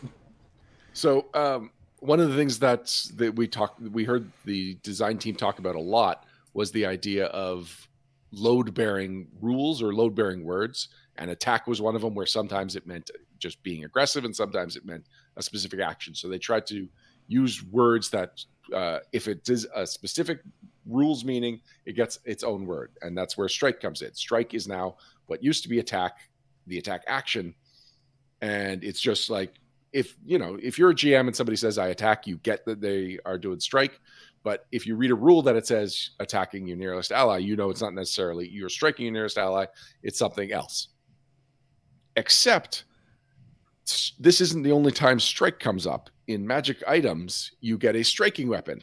Yeah. And strike, the action is attacking. Striking the weapon is damage and does not give you a bonus to striking. Yeah, so what Ryan's referring to is they talked about this in the playtest where +1, +2 meant an extra damage dice onto the weapon, and weapons had a crafting quality that was equal to the 2 hit was based on the quality of the crafting of the weapon. Weapon qualities are gone. We didn't mention this during the equipment chapter, but that's no longer a thing. All weapons are equal, and they divided up what we would have considered +1 bonus weapons into 2 runes. Potency, which is what you're used to +1 being. So a +1 potency weapon is +1 to hit. And then to get more damage is the striking rune. And there's 1, 2, 3 potency and 1, 2, 3 striking. Or actually it's lesser striking, and greater striking. And that's extra damage dice for each level of that. So yeah, that's my striking rant. I have one other rant related to these pages though. Oh, what is that? All right. So after the list of basic actions that absolutely everybody can take, there are the specialty basic actions, which are things anyone can take, but they'll come up rarely, so they're not mixed in. And then it talks about reactions, and it's attack of opportunity is there. Now, attack of opportunity is there to show you the format. So after page and page of this is what everyone can do, they throw an attack of opportunity, a thing people used to be able to do, as the example of something you could do with a reaction, because there is no reaction that everyone could do. The reactions are now very specific to an action you've unlocked. What a poor choice of the example of reaction. Why did we even need an example of a reaction? Right. There should have been a reaction everyone can do that wasn't this that they could have used here. And because it is possible if you pick a certain class and don't choose any reaction feats to end up with a character who has no use for their reaction.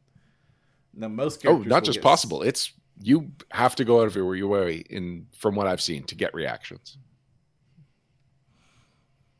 Most of my characters usually end up with one, but just the one though? Well, 1 or 2, but it naturally made sense to get one at this time. Okay, I'm going to revise what I said then and say you have to be conscious of your reactions during your build because you don't want with too many and you don't want too few. Mm-hmm. Yeah. Since there is no default, you want at least one, but since you only get one per turn, you don't want too many. Right. And an attack of opportunity is like only 3 classes get it, and only one of them gets it always. Yeah. So yeah, it's just when I was flipping the pages and I saw attack of opportunity before I saw that it was an example, I was like, that's a major change. I didn't realize everyone got attack of opportunity back. I could have sworn I just read in several of the classes that it's only them. What's going on here? And so I did read it because I knew something was wrong and I should read it. But I don't think everyone is going to know that something's wrong and that they should read all the paragraphs leading up to it in depth. And then the rest of the section, we get to encounter mode. It does better than the playtest, but it's still very vague. But it does make You mean exploration mode? Yeah, sorry, exploration mode. But it's still very vague. It's a little bit more concrete on the choices the GM's going to make, and it makes it very clear that this is a GM abdication.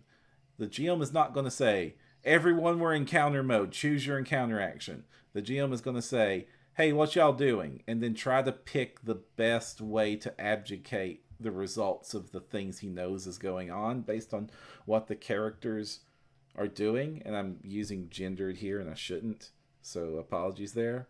The GM is going to pick what they think is going on based on what the characters describe their preparations are. But it's still just 2 pages. Exploration mode was one of the things that killed the playtest version of Pathfinder for me, and it's because it was deceptively complicated. It looked like it was just, choose vaguely what you're doing, and it's easy to adjudicate. And then when you read it, it's like, no, there's a lot of weird specifics to the rules in the playtest version, and now it's gotten rid of the weird specifics. Now it's what I thought exploration mode was of you're being vague. It's over a longer period of time. We're abstracting the exploration to expedite what's the action before the next combat. I want to say I really appreciate the travel speed in there, because as somebody who did not grow up with feet and these distances, I don't have the ability to just eyeball like, how many miles can you do in an hour based on a 30-foot speed? Well, I don't know. I really very much appreciate that this exists. It's been fun playing with you when you're making very weird claims about distances. Oh, is he? Yeah? Okay, maybe I don't notice. Sometimes it's like, oh, that's forever away. Or, man, we're moving like the Flash suddenly. Yeah. Well, it is not a system I grew up with, and it is not a system that's logical. It's a system that's memorization based, and I have a terrible memory.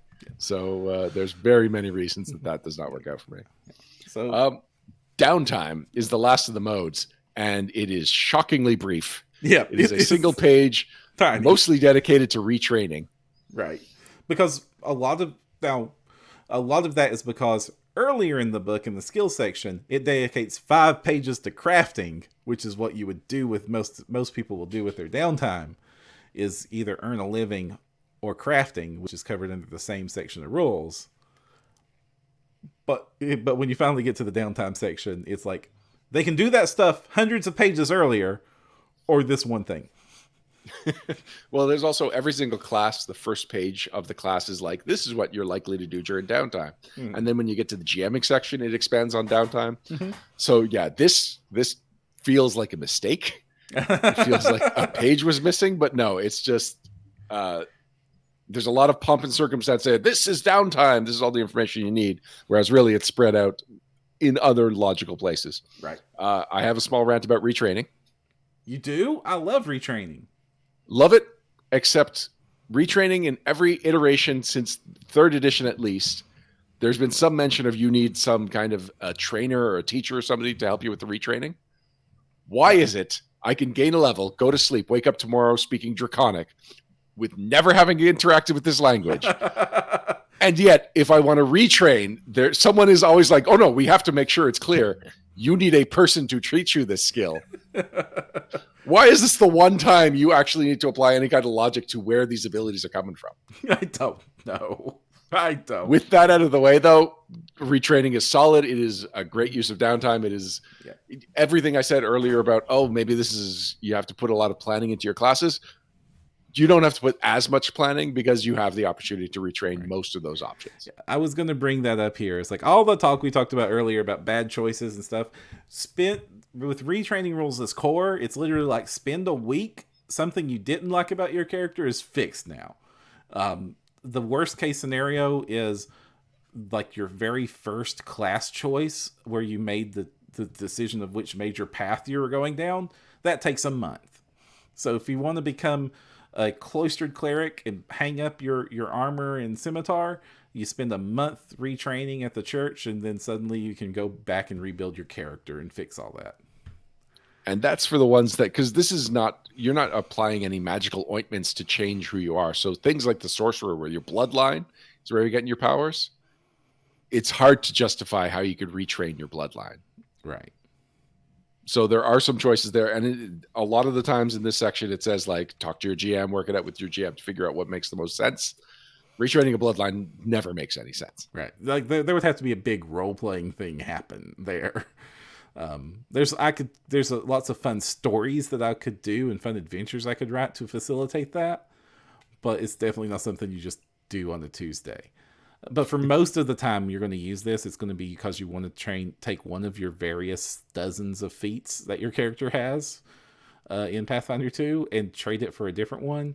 And that's only going to take a week. And most of downtime is measured in weeks. So you're going to be able to basically, almost all of the time you're going to use these rules, it's going to be the swap a feat out.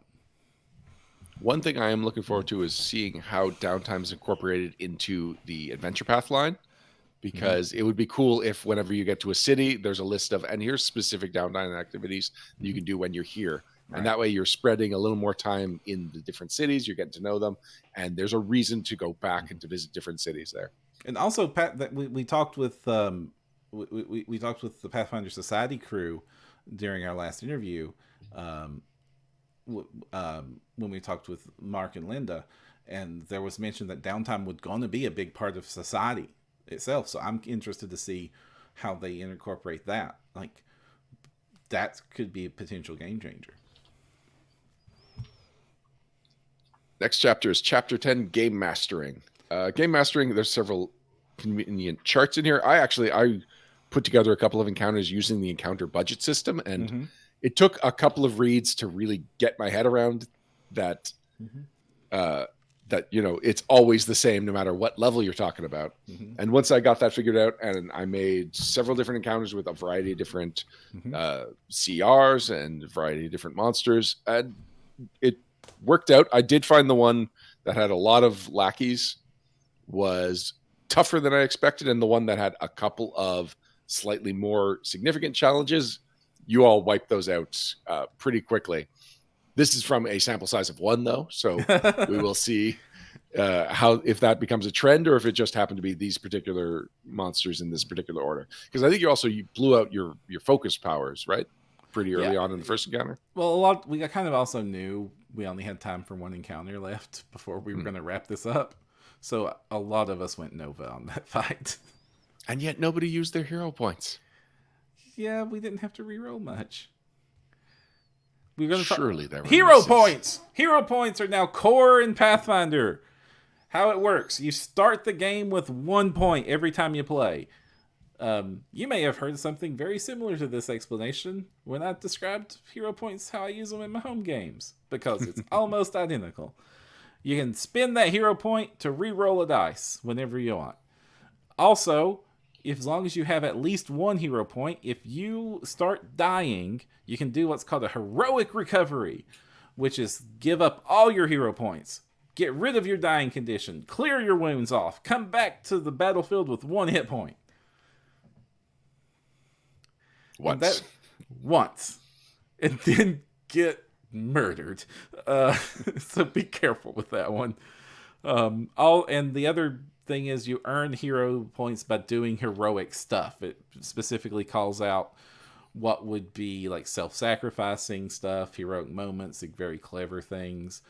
The playtest had like meta stuff, like buying snacks for the group and stuff. All that's gone now. Good. I don't like that stuff. Yeah. So now it's just like what you do, but it does have a bent towards making classically heroic characters. It definitely rewards good aligned characters more often than evil aligned characters under this system.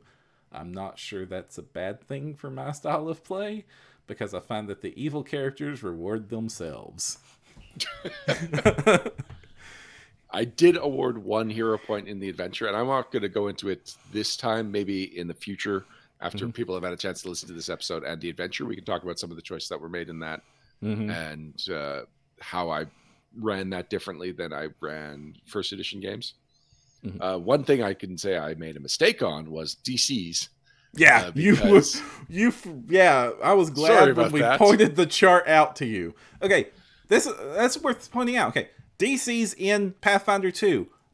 Almost all the time, there is 1 chart you need to pay attention to. Chart 10-4 on page 503.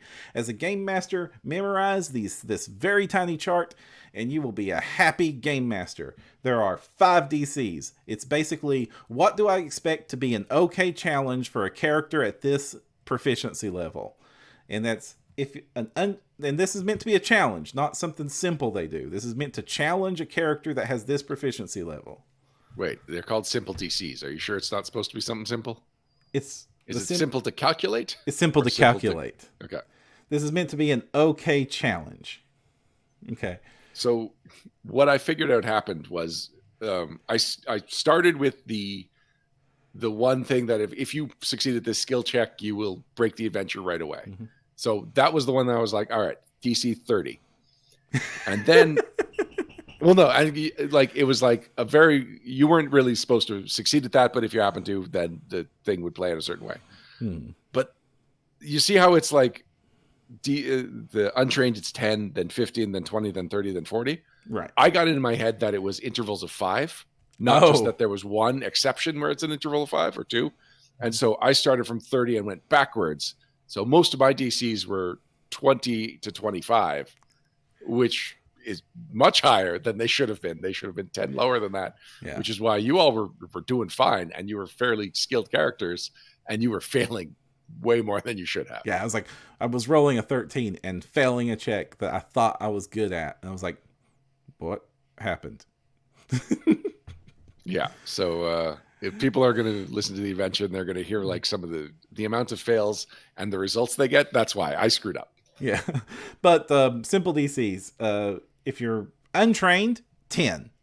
That's basically the D20's taking care of itself. Half the time you'll pass it. That's a good way to view it. At this skill level, half the time you'll pass it without taking into effect any other bonuses or optimization.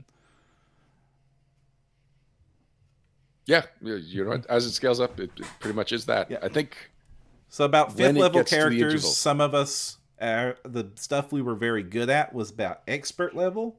So at 5th level characters, the DC's 20. So something that should be a 50-50 shot or really a 70-30 shot for an expert level character, because you will have bonuses on top of that D20 roll from your stats and items and stuff. So 20 would be something I would be able to pass on my character on like a 7 or higher on the die. Master is 30, Legendary is 40. Legendary is something only like 15th level characters get access to, for example. And basically that chart, and then there's another chart on the next page that's like adjusted like up and down based on simple and easy. Memorize those two charts. Like it fits on a 4x6 index card. I know because I copied that chart down on a 4x6 index card, and that has basically been my GM screen when I'm running PF2 games. It's so easy. It's so easy.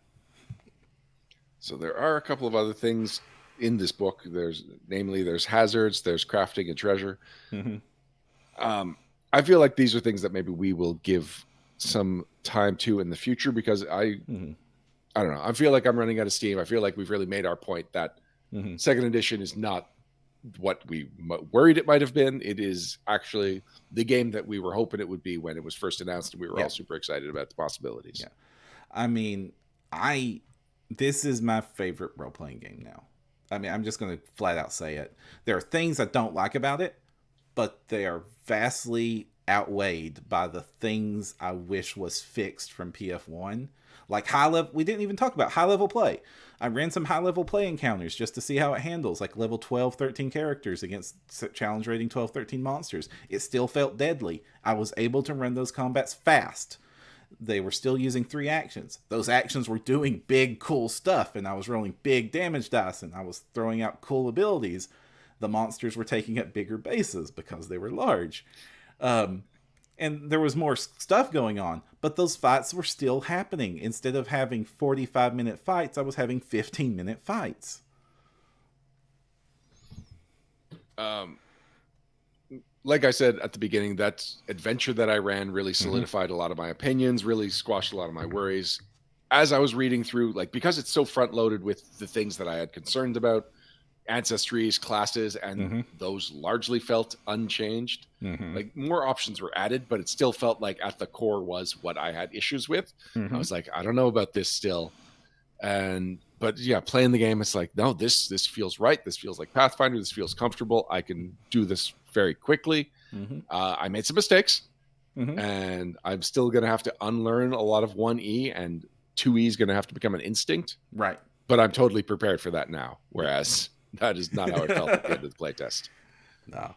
Yeah, the playtest had me worried a lot, and like it was like, okay, well, what's this 5th edition game look like? It got that bad. Like at the height of everything was falling down, and some of the responses we were getting from Paizo crew weren't leaning us to believe that they were willing to make some big changes that were needed, that they ultimately were willing to make.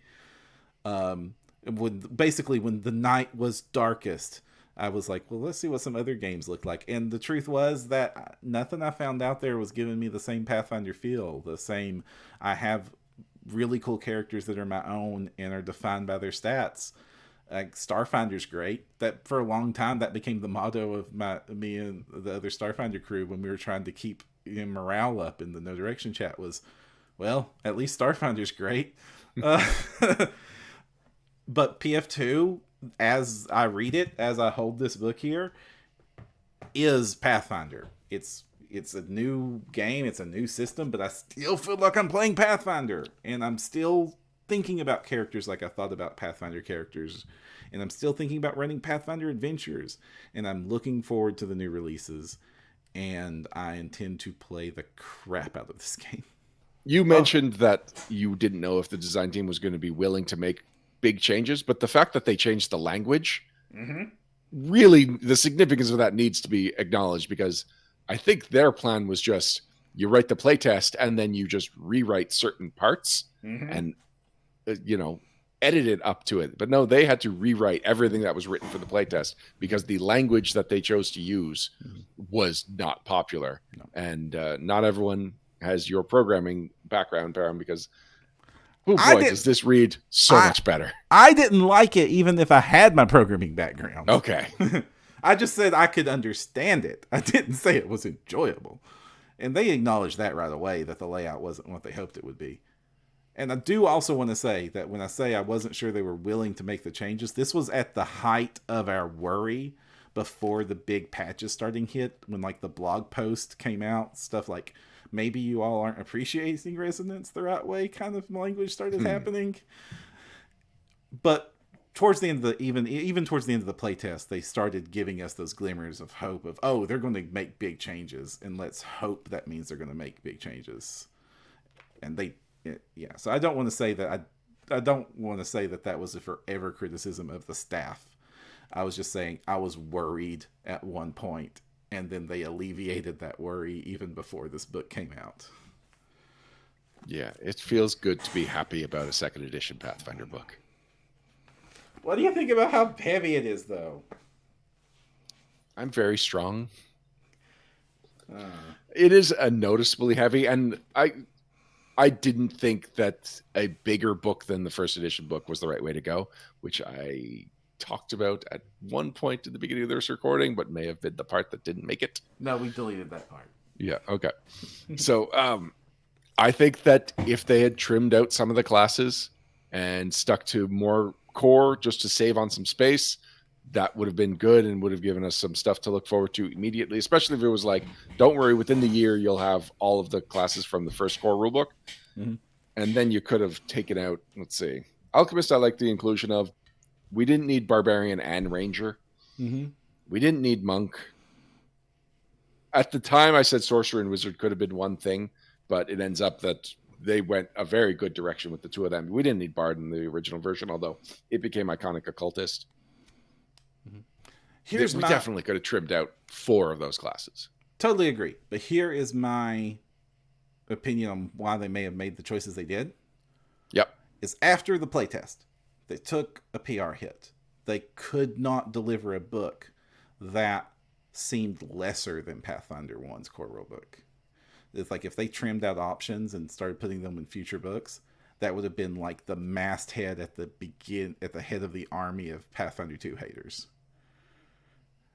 And secondly, I very much expect by how some of these chapters are being written, where they repeat material in the classes so often, that there's going to be Pathfinder Beginner Kit Fighter, which is just the 27-page rule booklet that we talk about. This game has 27 pages of rules, and the fighter chapter and some cool stuff to make playing a fighter easy.